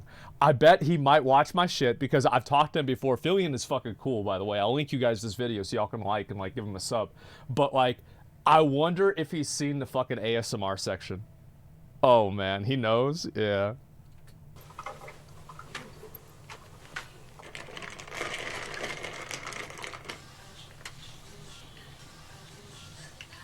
Okay. I had to do that yesterday. 好累好累是吗？再辛苦再辛苦一件事情，辛苦这一个月会巨累，这一个月其实我一天都不打算放给你假期。等我们以后挣够了钱，我们再出去玩，然后直播遥遥无期，就每天都要直播，然后每天都没有时间。 By design, live streaming in China seems a lot more like putting on a show and playing a character instead of just Yeah, being. exactly. Like, I don't think that's a bad thing, really. It's just about doing something that you like doing. I mean, like, there are many, like, pretty much every day. Like, if you go and you look at, like, my streams, like, I pretty much would stream every day. Like, especially if you count, like, my second stream, I'm streaming every fucking day. And I never think to myself, oh, wow, like, I'm burnt out, I don't want to stream. No, because I like doing it. So, like, if you do something and you don't like doing it, stop fucking doing it. Or have a healthy balance of how much you do like it and how much you don't like it. Yourself. She didn't say I'm tired, she said my heart is tired. She is existentially dead. Yet her manager's like, oh, this is gonna be a hard month. We can stop once you've made enough money. Yeah. She seems so stressed, man. I would just start going bald. Which is why today's video is sponsored by Keeps. Keeps is an online subscription service that helps men keep their hair. They offer clinically proven treatments to help combat the symptoms of hair loss. With Keeps, you get quality expert care without ever visiting a doctor's office. All of Keeps treatment plans are doctor recommended and delivered right to your doorstep. And they're affordable, typically half the cost of pharmacy prices. With Keeps, you will receive 24/7 expert care and support. Keeps has a network of expert medical advisors, prescribers, and care specialists to support you in making your hair goals a reality. Bro, like, there's no way that shit's gonna work. Like, listen, the only reason why I don't believe that any of this shit works is because Jeff Bezos is bald. Like, that's probably half of the reason why I don't believe in hair regrowth solutions. Well, because, I mean, like, there's no way. I mean, fuck, man. Finstrade works for me. I think that it might. Like, I think also it could be, like, one of those things where, like, it works for some people. Like, Keeps might work for some people. Rogaine might work for other people. You know, it's like one of those things.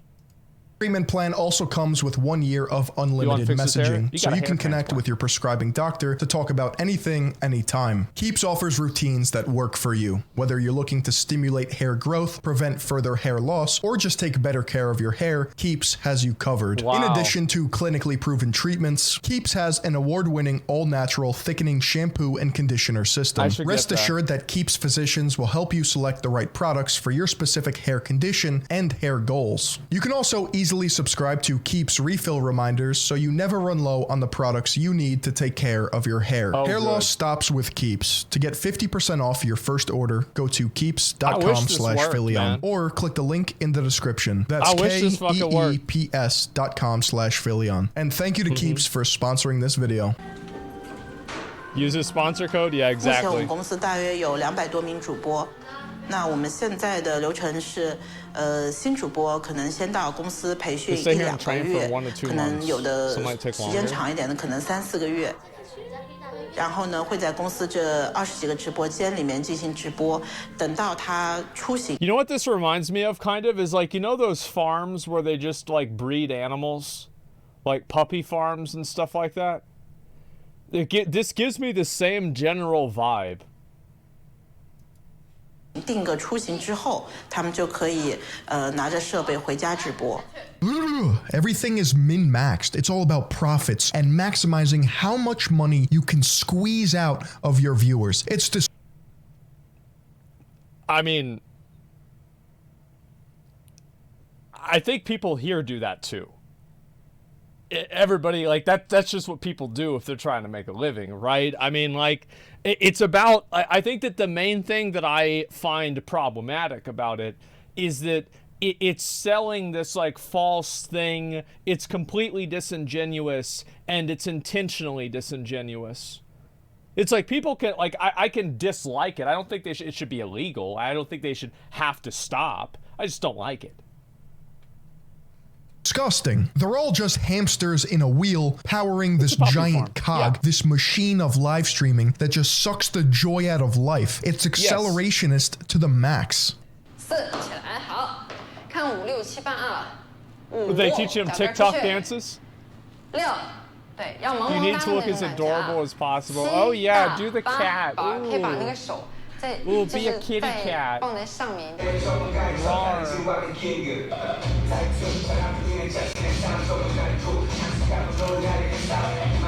my god. You know what? This probably exists in LA too. Who am I kidding? If you want to be a live streamer. What do you mean, probably? streamer, you have to do this route. You can't just be like, oh yeah, I'm gonna do it. Nope, of course, some agency is there to suck all your life out of your soul, and you have to be hyper competitive and do these fucking dance moves and attend these camps. Well, it's because like also Jen was all about sexy shorts and so on. Yeah, obviously, like, what do you think that it was about? 的时候，他经常会穿一些短裤什么的，就很性感。但是你会发现，当你是一个性感的人设走向的时候，你吸引来的粉丝，他会相对的质量没有那么高。Taking the sexy route pulls in low quality fans. Well, it's true. I mean, really, it's fucking true. These girls. Like, to do this, like, you read the chat of some of these girls, like, in a pool or something like that. You fucking read this chat, and these are people that are typing with one hand, and they don't even try to take their time. They're just, yeah, the Coomers are low quality. They don't have any fucking money. They're like 19-year-olds, and it's like they're talking in chat. They're like, wow, I love you. You know, please put on the red bikini again. You're fucking great. And then after they finish, like, fuck you, stupid bitch. And then they leave, and then you can look at their chat history, and they've done it 37 times. You see what I'm saying? Like, these people are animals, man. And it's like, yeah, you have like a girl that's a little bit more, you know, reserved, and you get guys that have maybe a bit more money, and they think that like, oh, this is like a real thing, right? Because a lot of people like that. I mean, you've got a lot of nerds that are just totally socially fucking inept. Like I'm talking about how they're socially inept, which means that they're really socially inept, right? And that's just what happens because they're not just socially inept, they're naive. They don't understand like what's going on. And I think that oftentimes they do understand it, but they don't want to. So they pretend like that's not the case. The real whales, the oilers, the aristocrats, the heavy spenders will not tolerate such promiscuity. 现在基本上要求金河的服装，就是在服装跟背景上都是偏文艺一点。 Right. 然后，所以我当时才让你就是后面放个书架，就会显得稍微文艺一点。Oh my god! 然后我们又放了很多。 So it's actually like a set. It's not like oh, it's just a bedroom. Like everything in the background is like fucking, bro. Like, they min-max this more than PoE. Like, I just got done playing PoE. I'm, like, thinking, like, oh, how the fuck am I gonna get lightning resist if I change my necklace, but I need to get my shield to have more armor, so maybe I could get a reduced, you know, reservation cost on purity of the elements. Like, this is the same fucking thing, but it's real life. 那个，哎，但是我想，就是每次看到我们这个，你知道吗？ 我都会觉得巨搞笑。 They have fake fucking books, man. You can't even get real books back there? Are you kidding me? Holy fuck. I find that to be kind of funny. That they don't even have real books. She tapped that shit, it was like a 2x4. Isn't it more work to source fake books than just slapping a couple of tomes behind you? Yeah, Where do you even buy fake hollow books? Yeah, it's crazy. OK， 我先给大家讲一下怎么样走进土豪。Well, where do you think they're going? It's like everything, right? It's like the 1% of people have most of the money. They pay most of the fucking money. In business, it's called the 80-20 rule. In Bernie Sanders' life, it's called the 1% own 55% of all of the resources in America. And it's like, that's just how it is, man. It's just how it fucking is. So yeah, of course they're gonna try to go towards the whales. Today's lesson is a journey into the rich people and how they spend their bread. 好的世界，我相信每一个主播其实都想要多拉几个土豪用户嘛，然后提高自己的销售。Notice how they say rich guys? I didn't say anything more. I'm just saying rich guys. I'll say it. It's obvious. Everybody knows it. There's no hiding it. It's not even really wrong. But it is what it is. Men are depraved. 有些妹子可能五官长得特别立体，那可能是特别美的那种路线。那但有的妹子可能长得没有那么漂亮，那么比较长得比较清纯一点，她可能打扮就要比较清纯一点，走那种。Some of you are beat, okay? Just fucking hits him with the reality check, man. That's mean. But the thing is, like, it's mean, but it's true. Life is mean. Nature's mean. There's some people that just get born with less talent points than other people. Some people get born, they look good. Other people don't. That's just it. Like, they fucking don't. You are butt. You see, when it comes to live streaming, girls, you have to find your niche, okay? Not everybody can be hot. Some of you have to play the innocent card. Make them feel as if they have a chance with you. Yep. Give the user a feeling of, whoa, hold up. With you. Of a pure first love. Oh my god. Oh wow, look at this. It's getting fucked up. I think this is hilarious, to be honest with you. The thing is, like, I always, yeah, it's like manipulative, like, yeah, sure. But like, if you get fucking baited by this, I don't feel bad for you. I don't feel bad for you. Like, it's just, you did this to yourself. You are ruining your own life. You need to have, it's like, I feel like so many times nowadays, people fucking want the entire world to exist around them, rather than being able to control their impulses. It's nuts. Men are so weak. Well, it's because they get rewarded for it. They get rewarded for it, and they get told that it's somebody else's fault. You've got these losers, people like Andrew Tate, etc., going around and saying that it's the women's fault. No, it's not. It's your fault. It's your fucking money. It takes some fucking accountability for your life. Yeah, it's your fucking fault.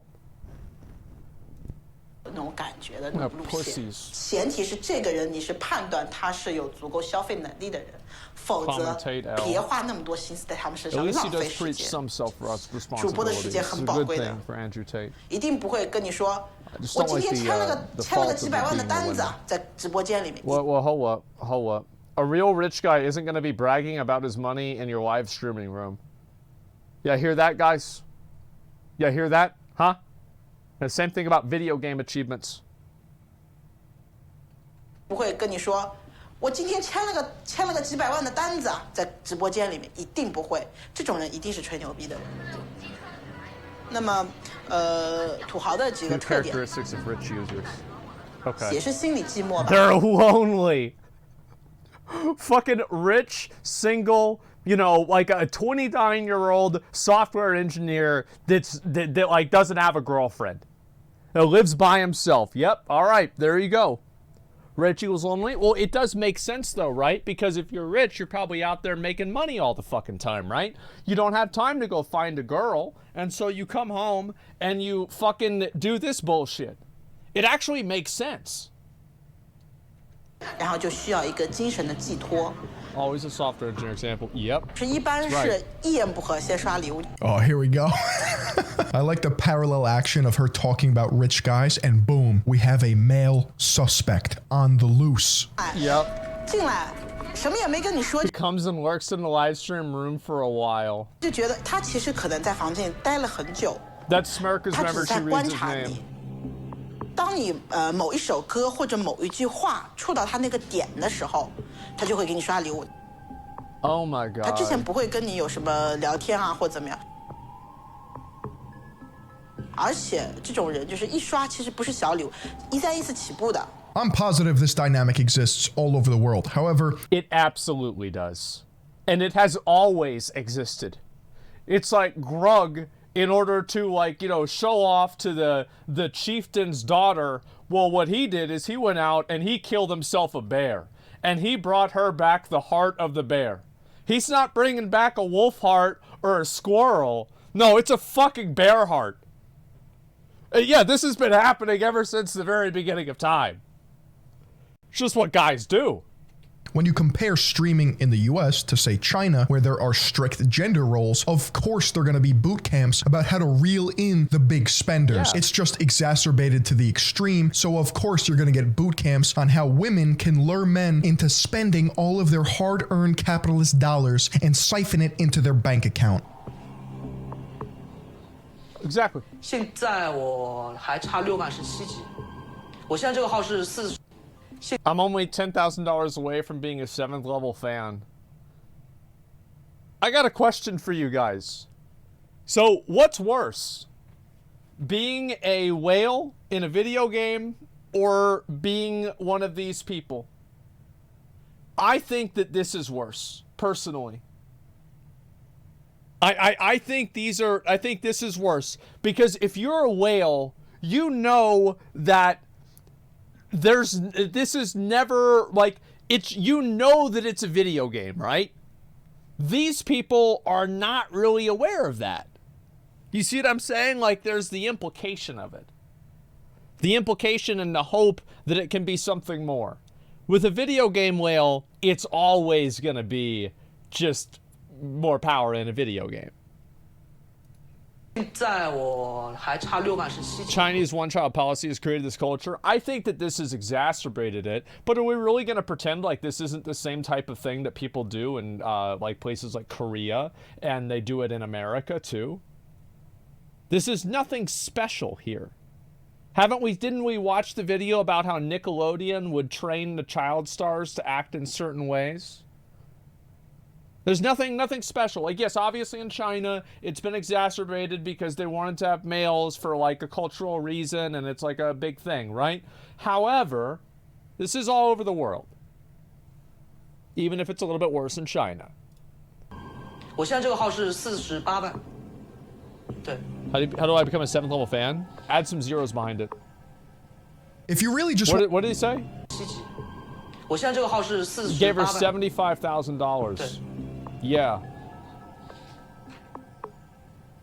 If you really just want to milk and massage the parasocial relationship, you introduce a fan tier system. Yeah, tier 1, tier 2, tier 3, get out of here. We're talking donation caps, advances you to the... Yeah, it's like China's got it all like they got it on lock, right? I mean, like over here, like we've only got tier 3 subbed. I mean, like get the fuck out of here.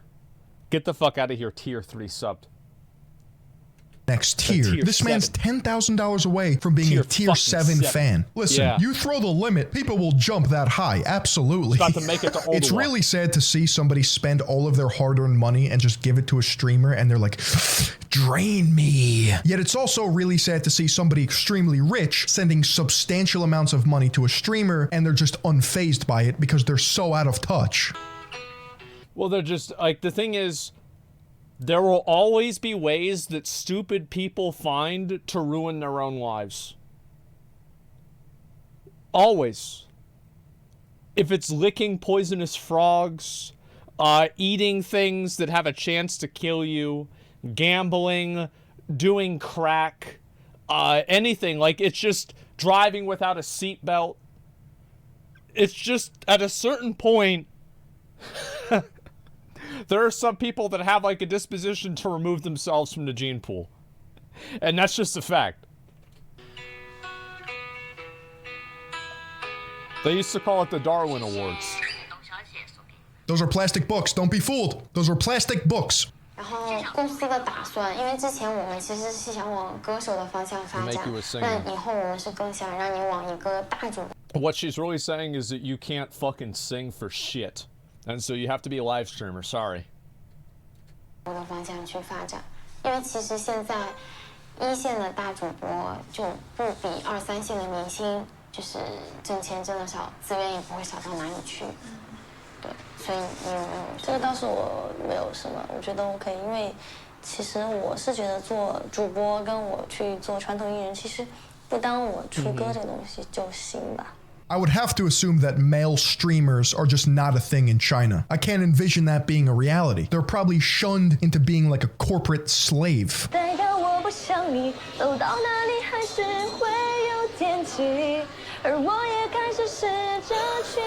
Guarantee that's the biggest donator. Absolutely. He's playing coy. He's being a little sneaky. 我是觉得在食堂我们可以有很多的选择，以后我们可以多来这种地方。好，多来食堂。He's about to donate, yeah.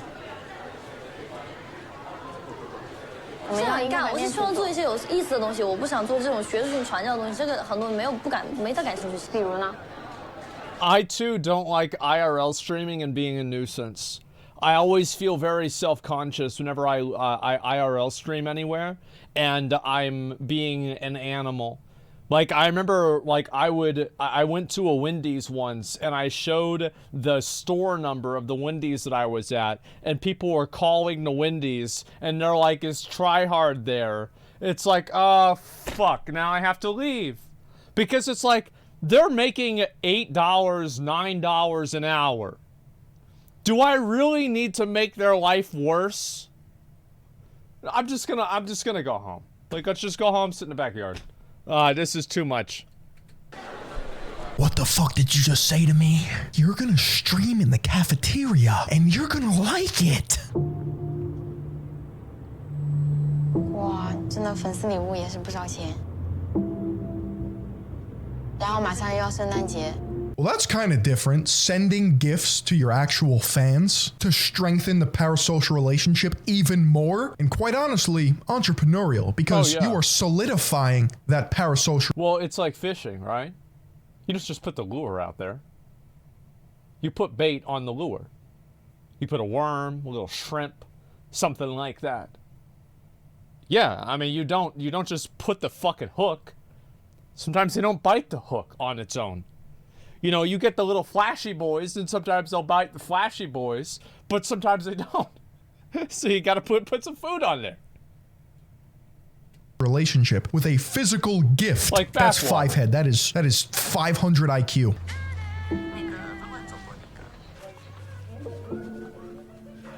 哦，这边有一个金鹤送给我的礼物，是一个辣酱，就是这么的一个辣酱。 是泡椒牛肉的。虽然说这个辣椒我已经就是吃完了，用完了，但是我并没有就是把它当普通的辣酱那样就丢掉，而是把它包括包装也是很完整的保留下来。It's just an amaranth fart jar. 并不是说那种。 现实中的朋友，就感觉他这样做，真的让我很感动，就给我感觉到他是真的把我当成朋友那种。Oh no, dude. I really think that these guys, I really want to say these guys need a fucking reality check. They need a fucking reality check. And I am not going to sugarcoat this. I'm not going to say, oh, well, actually, it's because, you know, these girls are manipulating you. No, you pathetic pussy bitch. Stop giving people your money that don't know your name. What are you doing? It's fine to donate $50, $5, $3 to get your message read for TTS. Everybody listens to it. It's funny. Or like, let's say you like something. You've been watching for a long time. You donate $20. Okay, yeah, that's fine. But we're talking about $75,000. And more important than the money, it's the emotional connection. The emotional connection is not fucking excusable. It's pathetic. Some of these guys are in pain. Oh, they're in pain. It's everybody else's fault. The world needs to pad themselves. Everything in the world needs to change because I'm in pain. Get the fuck out of here, you little bitch. Nobody gives a fuck about you. Take some accountability for your life. Oh, so pathetic. Get the fuck out of here. Like, nobody cares. He did this for me. The delusion. 我觉得互联网这种虚拟关系是可以达到像 virtual relationships can be as intimate as real life relationships. Yeah, I think we've all had good friends online. Yeah, like we've all had friends online that like we've known for like a long time and we consider them a real friend. Like, yeah, real shit. But This is not the same thing, right? This isn't like your boys that you've been playing, you know, you played PUBG with them and then you fucking go to Fortnite together and like, you know, maybe now like you're playing some other fucking game together, right? Hoping Warzone 2, like the boys are gonna get back together, play again. You know, no, this is like some fucking weird shit. This is some weird shit. 亲切的关系可以的。用户一天24小时，可能除了睡觉那几个小时，都有人不停地给你发消息。然后，他们其实是关心你，他们也不知道有这么多人会同时给你发。They don't really care about you. If you were a guy, they wouldn't care about you. That's a fact. They want you for one thing. That's what it is. That's what it is. Don't pretend. Don't pretend. That's what it is. 消息。They've just convinced themselves in a positive feedback loop that they're the only ones sending... There are guys that are fans of female streamers that actually do care about them and like them, but a lot of the people that do this kind of stuff, they're lonely and they're looking for some sort of like emotional connection with a female. That's what they're doing. That's what it is. Them messages and money. Don't get it twisted. 这样一个空间的关系，可以代替像现在朋友之间这样的相处的。 See, again, this is what I'm saying before, right? It is like this bullshit. I do think, no, replace think with hope. That's what it is. You think that because you want it to be true. That's what it is. Get AI chatbot? I can't wait. The delusion. This man said the emotions are mutual. 好的，好的。 I do think that there are a lot of cases whenever people form like streamers, they form an emotional connection with their audience. I do think parasocial relationships can go both ways. I've talked about it multiple times in videos before. So I'm not going to go over the whole thing again, but it can go both ways. But usually each of the different ways that it's going is not reciprocated by the other side. And that's what makes it bad.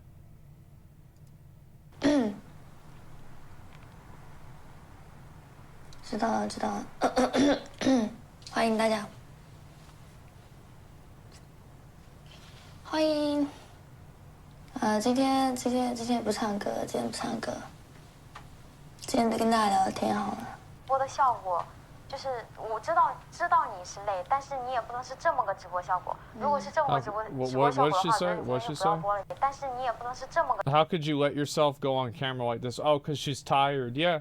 The thing is, like, you don't want to have somebody go on camera and not look cute and try to, you know, like, do this kind of stuff. It's because the guys like this. These are the same guys that, fucking, like, every time they see a girl, like, a girl posts a picture and she has 3 different layers of makeup on and she says she looks natural. And the guys are commenting, like, wow, you know, you should really post pictures with no makeup on more often. Like, okay. You know, like, these are the guys that, like, their ideal girl doesn't exist because it's on a TV show. An animated TV show. 直播效果，如果是这么个直播效果的话，我觉得你今天就不要播了，你直接下播好了。我是觉得这个状态就不是你应该有的。 Uh-oh, she's underperforming. She wants to do a just chatting stream and her manager is chewing her out. You have responsibilities to your fans. How could you let yourself go on camera like this? Are you kidding me? She's gonna vanish in the blink of an eye and a new live streamer is gonna spawn from the office. That's true. Yeah, you just get replaced.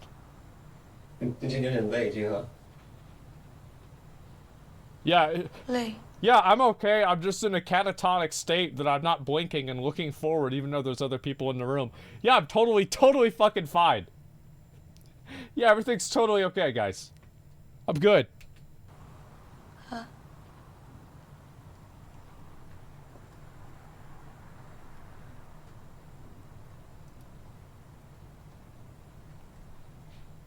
Yeah, maybe I'll just stick to making YouTube videos. Yeah. I've done a sleep stream before. I think this is a good video. Like, honestly, I could go on and I could talk about this for so long. Like, I could go on and on and on about this shit. Like, holy shit, that's just so weird. Yeah, it's a real situation, man. You should watch the documentary. Capitalistic greed killing everyone? Bro, before people even knew what the word capitalism was, people were killing each other over greed. Just because you put a name behind it doesn't change the feeling. So I'm not about hearing about your bullshit, okay? Like, people have been doing this same stupid shit for all of human history, and there's no reason for me to believe that it's ever going to stop. I do think that once you get full neural link, you know, like a abstraction of reality, right? You know, Sword Art Online style.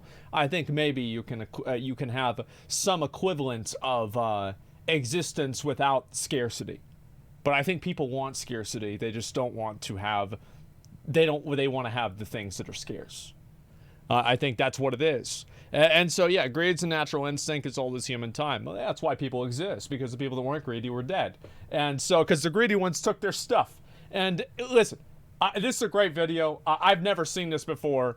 I feel like this video should be an hour and 17 minutes. Like, I have so much to fucking say about this. I love Fillian's videos because he always talks, like, what I like about them is he talks about this fucking, like, these, like, crypto mind games that are being played on the internet that nobody else seems to realize. You know what I mean? I love this shit. So make sure to give him a sub. He did the Bored Apes Yacht Club Nazi video, which was crazy. I remember watching that on my mainstream. It was amazing. So I hope that this, I hope this is more of what we can hope to see, man. I'll say that. I'm now enlightened. Yeah, get him on stream. I have before. Maybe I'll get him on stream again sometime. The TikTok houses in LA. That's actually, no, I forgot about that video. Yeah, it's kind of the same exact thing whenever you think about it. Like, just because people in China, like, they might be a little bit more blunt about how they're expressing it, it doesn't necessarily mean that it's anything different. Like, that's what it is. It's more like men are greedy and can't handle themselves, who are mentally ill. I think people just need to fucking... People need to just stop doing things that ruin your life. And if you do things that ruin your life, like, there's a lot of people that drink or they gamble or they smoke or they do drugs and they're like, bro, this shit's bad for me, but I do it anyway. I like doing it. It's like, okay, fine. Yeah, right? That's fine. But, like, the moment that you go and be like, actually, I mean, the fact is that if you look at the studies, there's like let me stop you right there. Well, my dad used to, and then he lived until he was, nope. Cut it. Let's do it. Stop being a bitch about it. Yeah, have some accountability. You gotta own it, yeah. Like, you live in a fucking delusion. Like, anybody that, like, living in a delusion is worse than almost anything else bad that you can do, right? Outside of, like, some real crazy shit, of course. Yeah, you gotta commit to your mistakes, man. Yeah, that's what it is. True and real. Yeah, coming from a recovering addict. Yeah, there it is. I had to rob a 7-Eleven because I'm sick. Well, I mean, the thing is, like, so, like, by the way, real quick, little tip here before we go, we watch the Elden Ring thing. You show up at a 7-Eleven at 12:24. It's company policy that you have to replace all of the donuts at midnight. So if you get a donut and you've got a rapport with the cashier, there's a high probability that he will let you get that donut for free because he was going to throw it away anyway. I had this relationship with a cashier at 7-Eleven. He's a great guy. Great guy. And so, yeah, experienced 7-Eleven raider. Exactly, yeah. Yeah, you got to know this shit, man. It's true. I used to work at 7-Eleven. Yeah, there it is. You got to know how to play the game, man. I'm going to go ahead and watch this video about Elden Ring DLC. Before I can, I'm going to link this one more time because, again, I love these. These are my favorite kinds of videos. These probably might be some of my favorite kinds of videos to watch, if you want me to be totally honest. I love it. Let's go ahead and take a look at it. See how makeup around your eyes? Yeah, a little bit. I try to wash some of it off, but, like, damn, this shit fucking fucks with my eyes. Let's go ahead and we'll look at this. You're so innocent. Replace donuts. They handed you old donuts? You're so innocent. You think I wouldn't eat an old donut? What do you think, a donut's gonna go out of date in one day? What are you too good to eat an old donut? No, you're not too good to eat an old donut. Shut the fuck up. Eat the donut, bitch. Solving Elden Ring's upcoming DLC. was going to be the fucking Coliseum, right? I mean, we kind of know that, or at least the first DLC. Keep this in mind. There might be more than one DLC. How many DLCs did we get for Dark Souls 2? It was 2 or 3. Elden Ring is getting DLC content that is looking pretty incredible. And there's... Give me one sec. Let me turn the shit up. There's something exciting to walking into more well-made content that expands upon the game's world for a game that you thought you were finished with. Recently, Bandai Namco was reportedly hacked by a ransomware group called Alpha V that leaked alleged information about upcoming game releases, sharing it on Twitter. Firstly, we do not support hacking or any illegal acts on this channel, and us fans of this game can eagerly wait and theorize about what's inside of our yet-to-be-open present without having someone... Yeah, I like to... I'm not a big fan of leaks or anything like that. It's like once it gets put out in the public, I feel like you just kind of have to talk about it. It is what it is. But in a perfect world, there would be no leaks.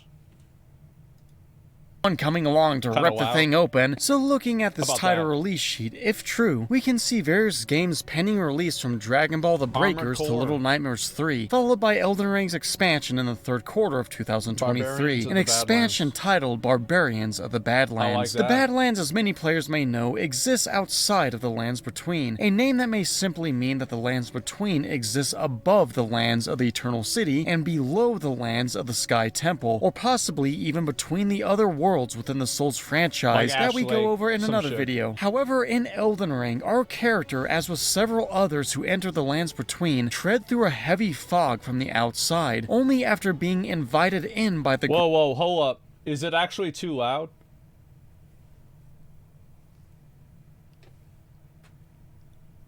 It's still too loud? Okay, oh my bad. I didn't know that.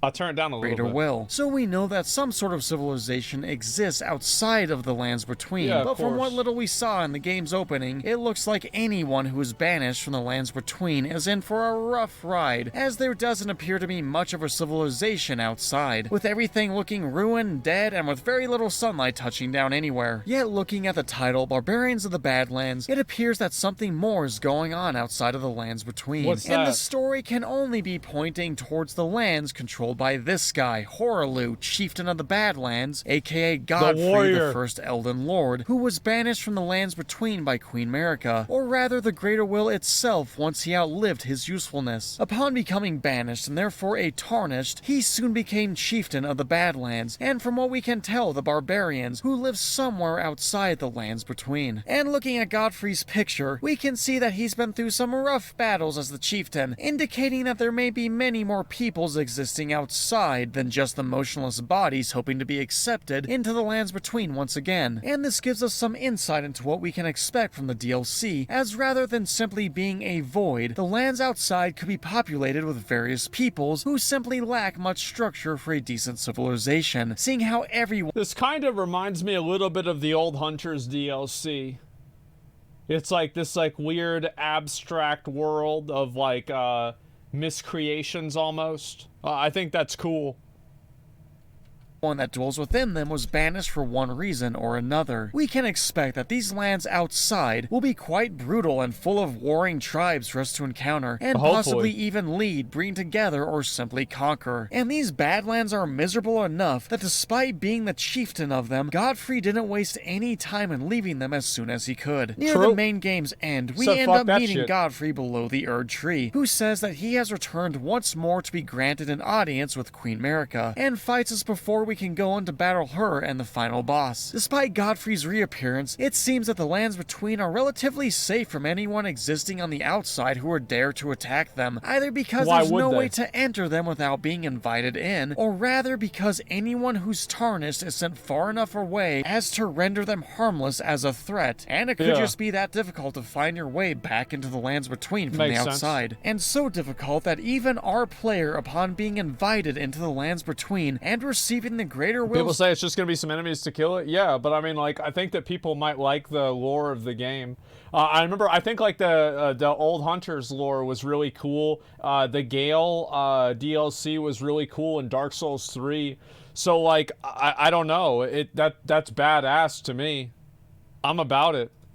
Grace stands up revitalized as a light shines in front of them that vaguely looks like a door opening before them, sending them from laying in the middle of a dark wasteland to suddenly standing in an abandoned building within the lands between. But still though, it may not be entirely impossible for another force to invade the lands between. It's said that the Newman race, whom Queen America belongs to, came from outside the lands between, with them or possibly others entering the lands via the sea. It's possible that one scenario for the DLC could see us venturing back outside the lands between into the unruly Badlands due to an increasing threat from the barbarians, who much like their former chieftain, seek to re-enter the lands and wreak havoc upon all those still dwelling within them who they feel wronged by. And depending upon this DLC taking place after the game with its 6 different endings, the greater will that once stopped much of anyone from entering the lands between could be gone. But either way, I think it doesn't matter what ending we choose, as the barbarians are simply looking to attack whoever still dwells inside. Yeah, they don't give a fuck. In response They're to this rising barbarians. threat, we venture back outside to meet them. The other scenario is that this DLC could take place before the events of Elden Ring, back when Godfrey was still chief and the Greater Will hadn't yet begun inviting the Tarnished back in. That would be we cool. will simply get to explore what went on outside before. But there is one other scenario that could happen. What's that that? the events of the DLC take place during the events of Elden Ring, and most likely already playing as our current character, rather than someone else existing outside, we're able to venture back outside to fulfill some unknown purpose. Whether it be for power or, who am I kidding, it's most likely for power and sweet items. However, any upcoming DLC to be released for a game... I feel like it's gonna obviously be a new zone. Like, it's not like they're gonna reuse the same area. I mean, like,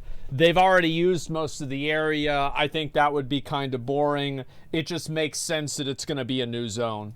This massive every in both single its other size one and has been. popularity could see much more happening with it. One theory that seems to be much more likely in the minds of many players is that the DLC will expand upon Elden Ring's player versus player gameplay. Previously, a From Software streamer and modder named Lance McDonald discovered several unused arenas located all over Elden Ring's map, specifically in the areas of Caelid, Northern Limgrave, and the capital of Lanedale. That's Upon badass. walking up to the doors of these round-shaped buildings, none of them are able to be accessed, leaving their existence questionable. I But went up after to one of them. modding the game to let him clip through walls, Lance walks into a What the long-looking fuck is hallway, with him noting that the areas have a full interior design, as well as functional collisions, which might show that they were meant to be accessible to players at one time or another. Oh, no way they don't use this.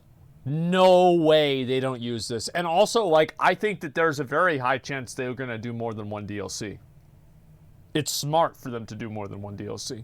Because I think all of us that are Elden Ring fans will buy another DLC. That's fine.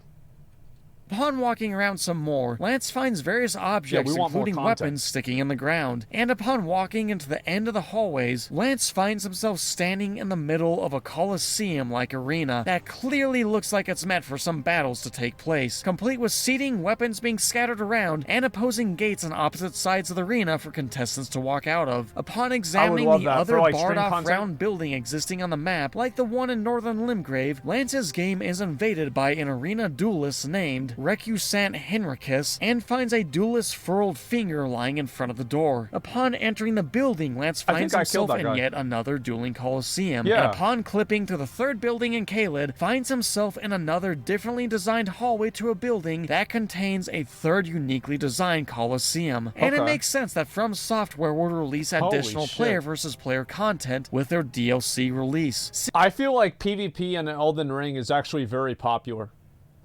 The netcode is better than any of the previous games. Like, it's still not good, but it is substantially better. And also, like, you can just do way more in the game. Seeing the enduring popularity of Elden Ring's PvP and co-op multiplayer mode, having a PvP DLC would offer all players additional content regardless of where they are in the story or what ending they've chosen, while giving them a continued incentive to test a variety of character builds and fighting styles. But it also makes sense that if From Software is releasing DLC content in the third quarter of 2023, Yeah, aka makes the sense. summer of 2023 being sometime between July and September, Right. that they would release more than just just the arena content by itself. With, what do you know, another leak pointing at the fact that we could see content specifically around Millennia's brother Mikola, after an Elden Ring modder and YouTuber named Garden of the Eyes data mined cut dialogue from the game's NPCs, as well as an unused ID from Mikola himself, giving space for an actual character for us to interact with in the game's future, which fans may know is interesting, seeing how Mikola is canonically dead in the base game, with Monk's chamber hiding Mikola in a membranous egg during a cutscene. As one of the few named demigods within the game who does not have a boss battle or much of an encounter personally, there's plenty of room for From Software to expand upon this character's story and offer new content and lore to explore in the game. And now with so many leaks and theories popping up surrounding the game, From Software's first DLC will undoubtedly bolster Elden Ring's standing as its most widely played game. However, for players who want a firm timeline of when to expect any DLC content to appear, we can figure out a fairly accurate release date by looking at the pattern of previously released DLC content from FromSoft, which also gives us a clue as to how much DLC content we can expect. Which, just as I wish for a new— I don't know about that. Because, like, again, Dark Souls 2 had, like, 2 or 3 DLCs. Sekiro, we never got the Tamaway, like, I thought that's what we were going to get for DLC, like, 100% whenever I played the game. Like, yeah, okay, that's obviously what it's going to be. It wasn't, didn't happen. But besides that, I mean, like, we've gotten DLC for every other one except Sekiro, but Sekiro is also the most recent title. So, I don't think that we can really, like, maybe, like, a release schedule, you can make some sense out of that. But in terms of actual, like, how much or how often, I have no idea.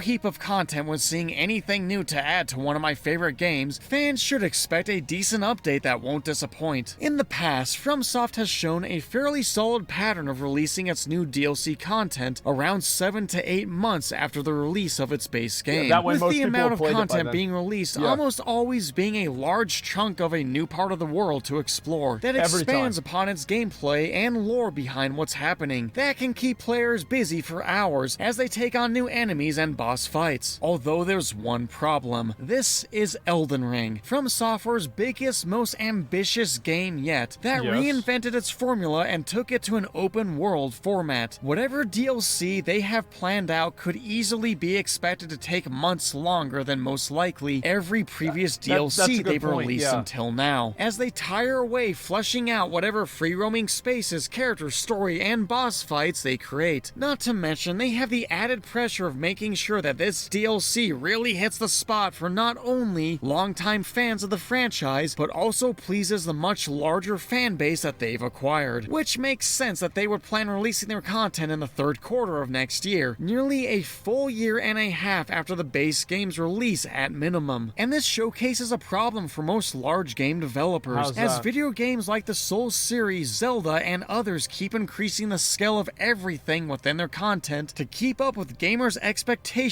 in a competitive market of video game companies trying to constantly one-up another with the next new hit. Not only does the DLC content they release— just pause right here, because he's just going off. Listen. The reason why Elden Ring and Dark Souls is able to be as timeless as it is not because of From Software, it's because of modders. The reason why Dark Souls 3 was relevant, even from 2016, is because people were playing all the mods. As soon as these mods start getting around in Elden Ring, then you're going to see a huge amount of longevity happen with this game. I think it's because of the gameplay. Well, like, what I'm saying is that, like, the gameplay is the foundation. And what I'm saying is that the foundation of Elden Ring and the foundation of Dark Souls 3 before then was so strong that even players could make their own content that was scuffed in many ways, but people would still play it because the gameplay was so good and it added a different twist on what they've already done. So yeah, the mods have kept the game relevant. I think that was a big factor with Dark Souls 3. have to get bigger and better in its scale and overall performance, but the games themselves could begin taking much longer for companies to create in general as they try to keep up with consumers' increasing expectations. Elden Ring, much like Zelda, which set a whole new expectation from consumers when it comes to the series and open world games itself, is taking far longer to make any follow-up games in the series, with games like Breath of the Wild 2 being delayed over and over again just because Nintendo wants to make sure they don't miss the mark when they finally release it. Well, it's because people have expectations, and it's like a very successful game. You have, and like Legend of Zelda is like one of their oldest IPs, right? I mean, like I grew up playing Legend of Zelda.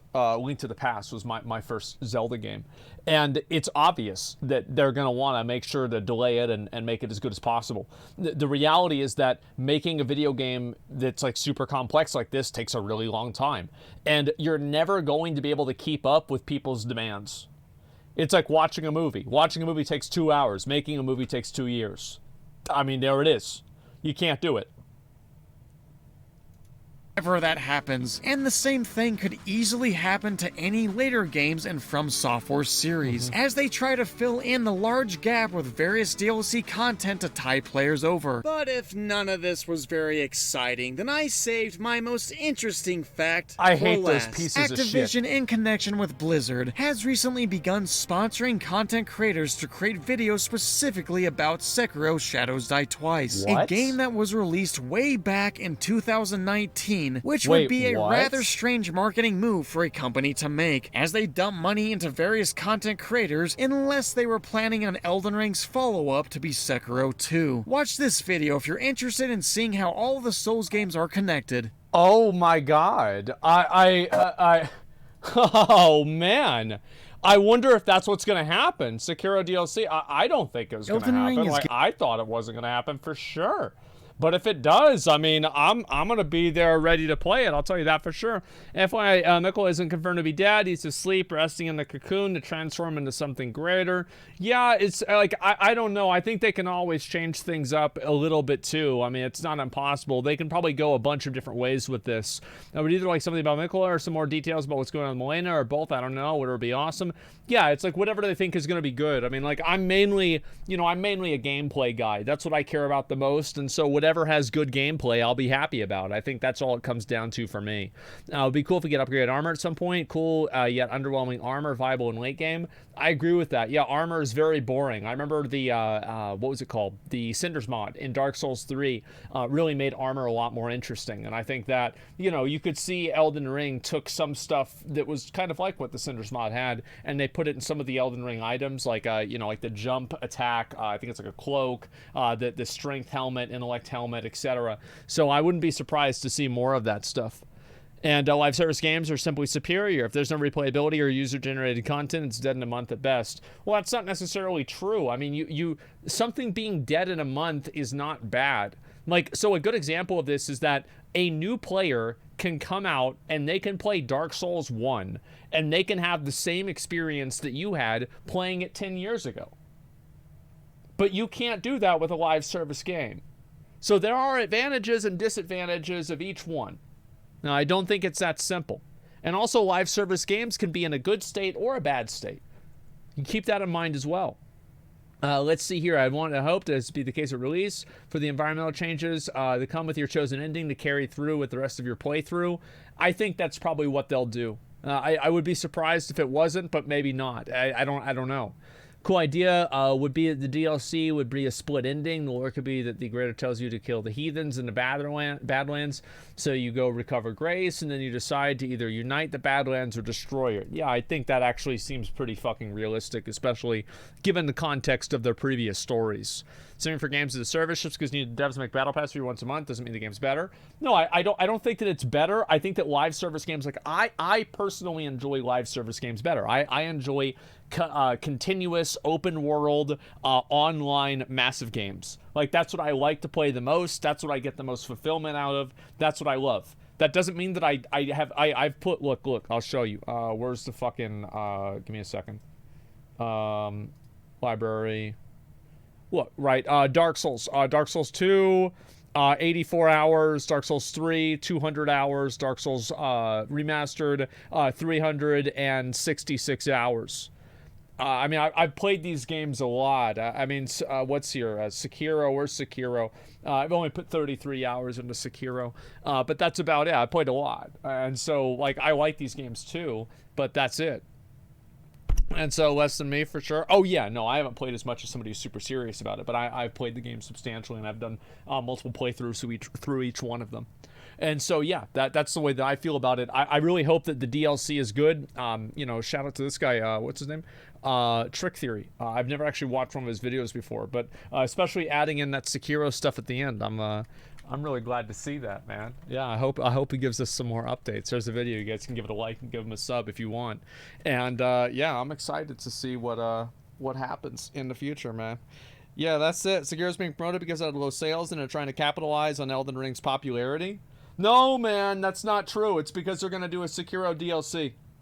Nope, that's not true. Shut up. Shut up, idiot. Shut up, idiot. You don't know what you're talking about. Sekiro, I think that Sekiro didn't sell well. One of the reasons why Sekiro might not have sold as well as they had hoped is because it's really fucking hard. Like, all of my friends, I really mean this, I don't know a single person that's beaten Sekiro. It's pathetic. I don't have a single real-life friend that's beaten Sekiro. I've had a handful of them that have beat, like, S-Fan beat Dark Souls and Dark Souls 3. That's it. I couldn't beat Ishin? You try a different strategy. It's not as hard as you think. You just have to know what to do. That's all. I don't really like the combat style in Sekiro. I do. I think it's great. I love the combat style in Sekiro. Can't overlevel in Sekiro. You have Divine Confetti, you have Yasumatsu's Sugar, you have fucking the Firecrackers. Every single boss has some stupid fucking gimmick that you can use to kill it. I don't want to hear about this, okay? Yeah, Ichimoji, yeah, the Mortal Blade, yeah, game journalist mode. They got banned from S-Fan asking if him and Bonnie were dating. Well, yeah, why are you fucking asking about that shit? Why are you asking that shit? Don't you think if they were or if they were not, they would just tell you, like, what, to get out of it? What are you doing, man? What the fuck you doing? We gotta watch the live streaming video again? We gotta watch that one again, huh? Is that it? We gotta go through this whole thing. For you? Stop it. Jesus Christ. Did you watch the new League video? Yeah, I did. I did. I saw it. I saw it, man. Rewatch it for that guy. Anyway, Sekiro broke my left bunker, but I beat it left multiple times. It's a great game. It is. I'll watch the Narc video maybe tomorrow. That's it. And snitch all your friends with secret relationships? What the fuck? I don't worry about that, man. Stop it. Get some help. No, it's not get some help. It's just chill out, man. That's it. It's nothing too much. And so anyway, yeah, I'm glad to see this. Like, I fucking love... Like, I love Dark Souls 1, 2. There are really cool things about Dark Souls 2. I think Dark Souls 2 has a lot of ideas. A lot of the ideas are garbage. However, there is an allure of Dark Souls 2, a mysterious allure to it that is appealing. Dark Souls 1 is one of my favorite games of all time. I think Dark Souls 3 is the best of the series in terms of, like, playability, usability, scope, and what you can do in the game. I think Sekiro is the pinnacle of their combat. It's perfect in my opinion. And Elden Ring is just the, that's the magnum opus of all of them. And Bloodborne has the best story. I like Bloodborne's story the most. I think it's the most interesting and the most unique and cool. That's the way I feel about it. And so, yeah. And Demon Souls I thought was great too. I remember replaying Demon Souls. I loved it. Let's see here. Elden Ring co-op. Asmongold's not as laggy as it used to be. Yeah, I know. McConnell and I need to play through the rest of that shit. I don't know when that's going to happen. Dark Souls 2 haters didn't level up adaptability. Bro, the game sucks. Like, it sucks with adaptability and without adaptability. It sucks. Like, you're not gonna get me into this fucking bullshit. Like, it's a shit game. It's a shit game that's bad. Your Demon Souls graphics are incredible. They're fucking ridiculous. They're so good. Yeah, oh my god. I'm gonna play some Tower Fantasy. I get that shit done. I'm gonna turn off my fucking camera. The reason why I turn off my camera is I'll turn off my light. I'm probably gonna make a video kind of soon. I want to make some of my own videos and just kind of get into doing that, because I've been pretty lazy about it recently, and there's some stuff I've wanted to talk about and I just kind of haven't done that. Original videos, Paul. Yeah. Tower Fantasy 2.0 trailer. Oh, I forgot to watch that. I'll watch it tomorrow, I guess. Let me log in.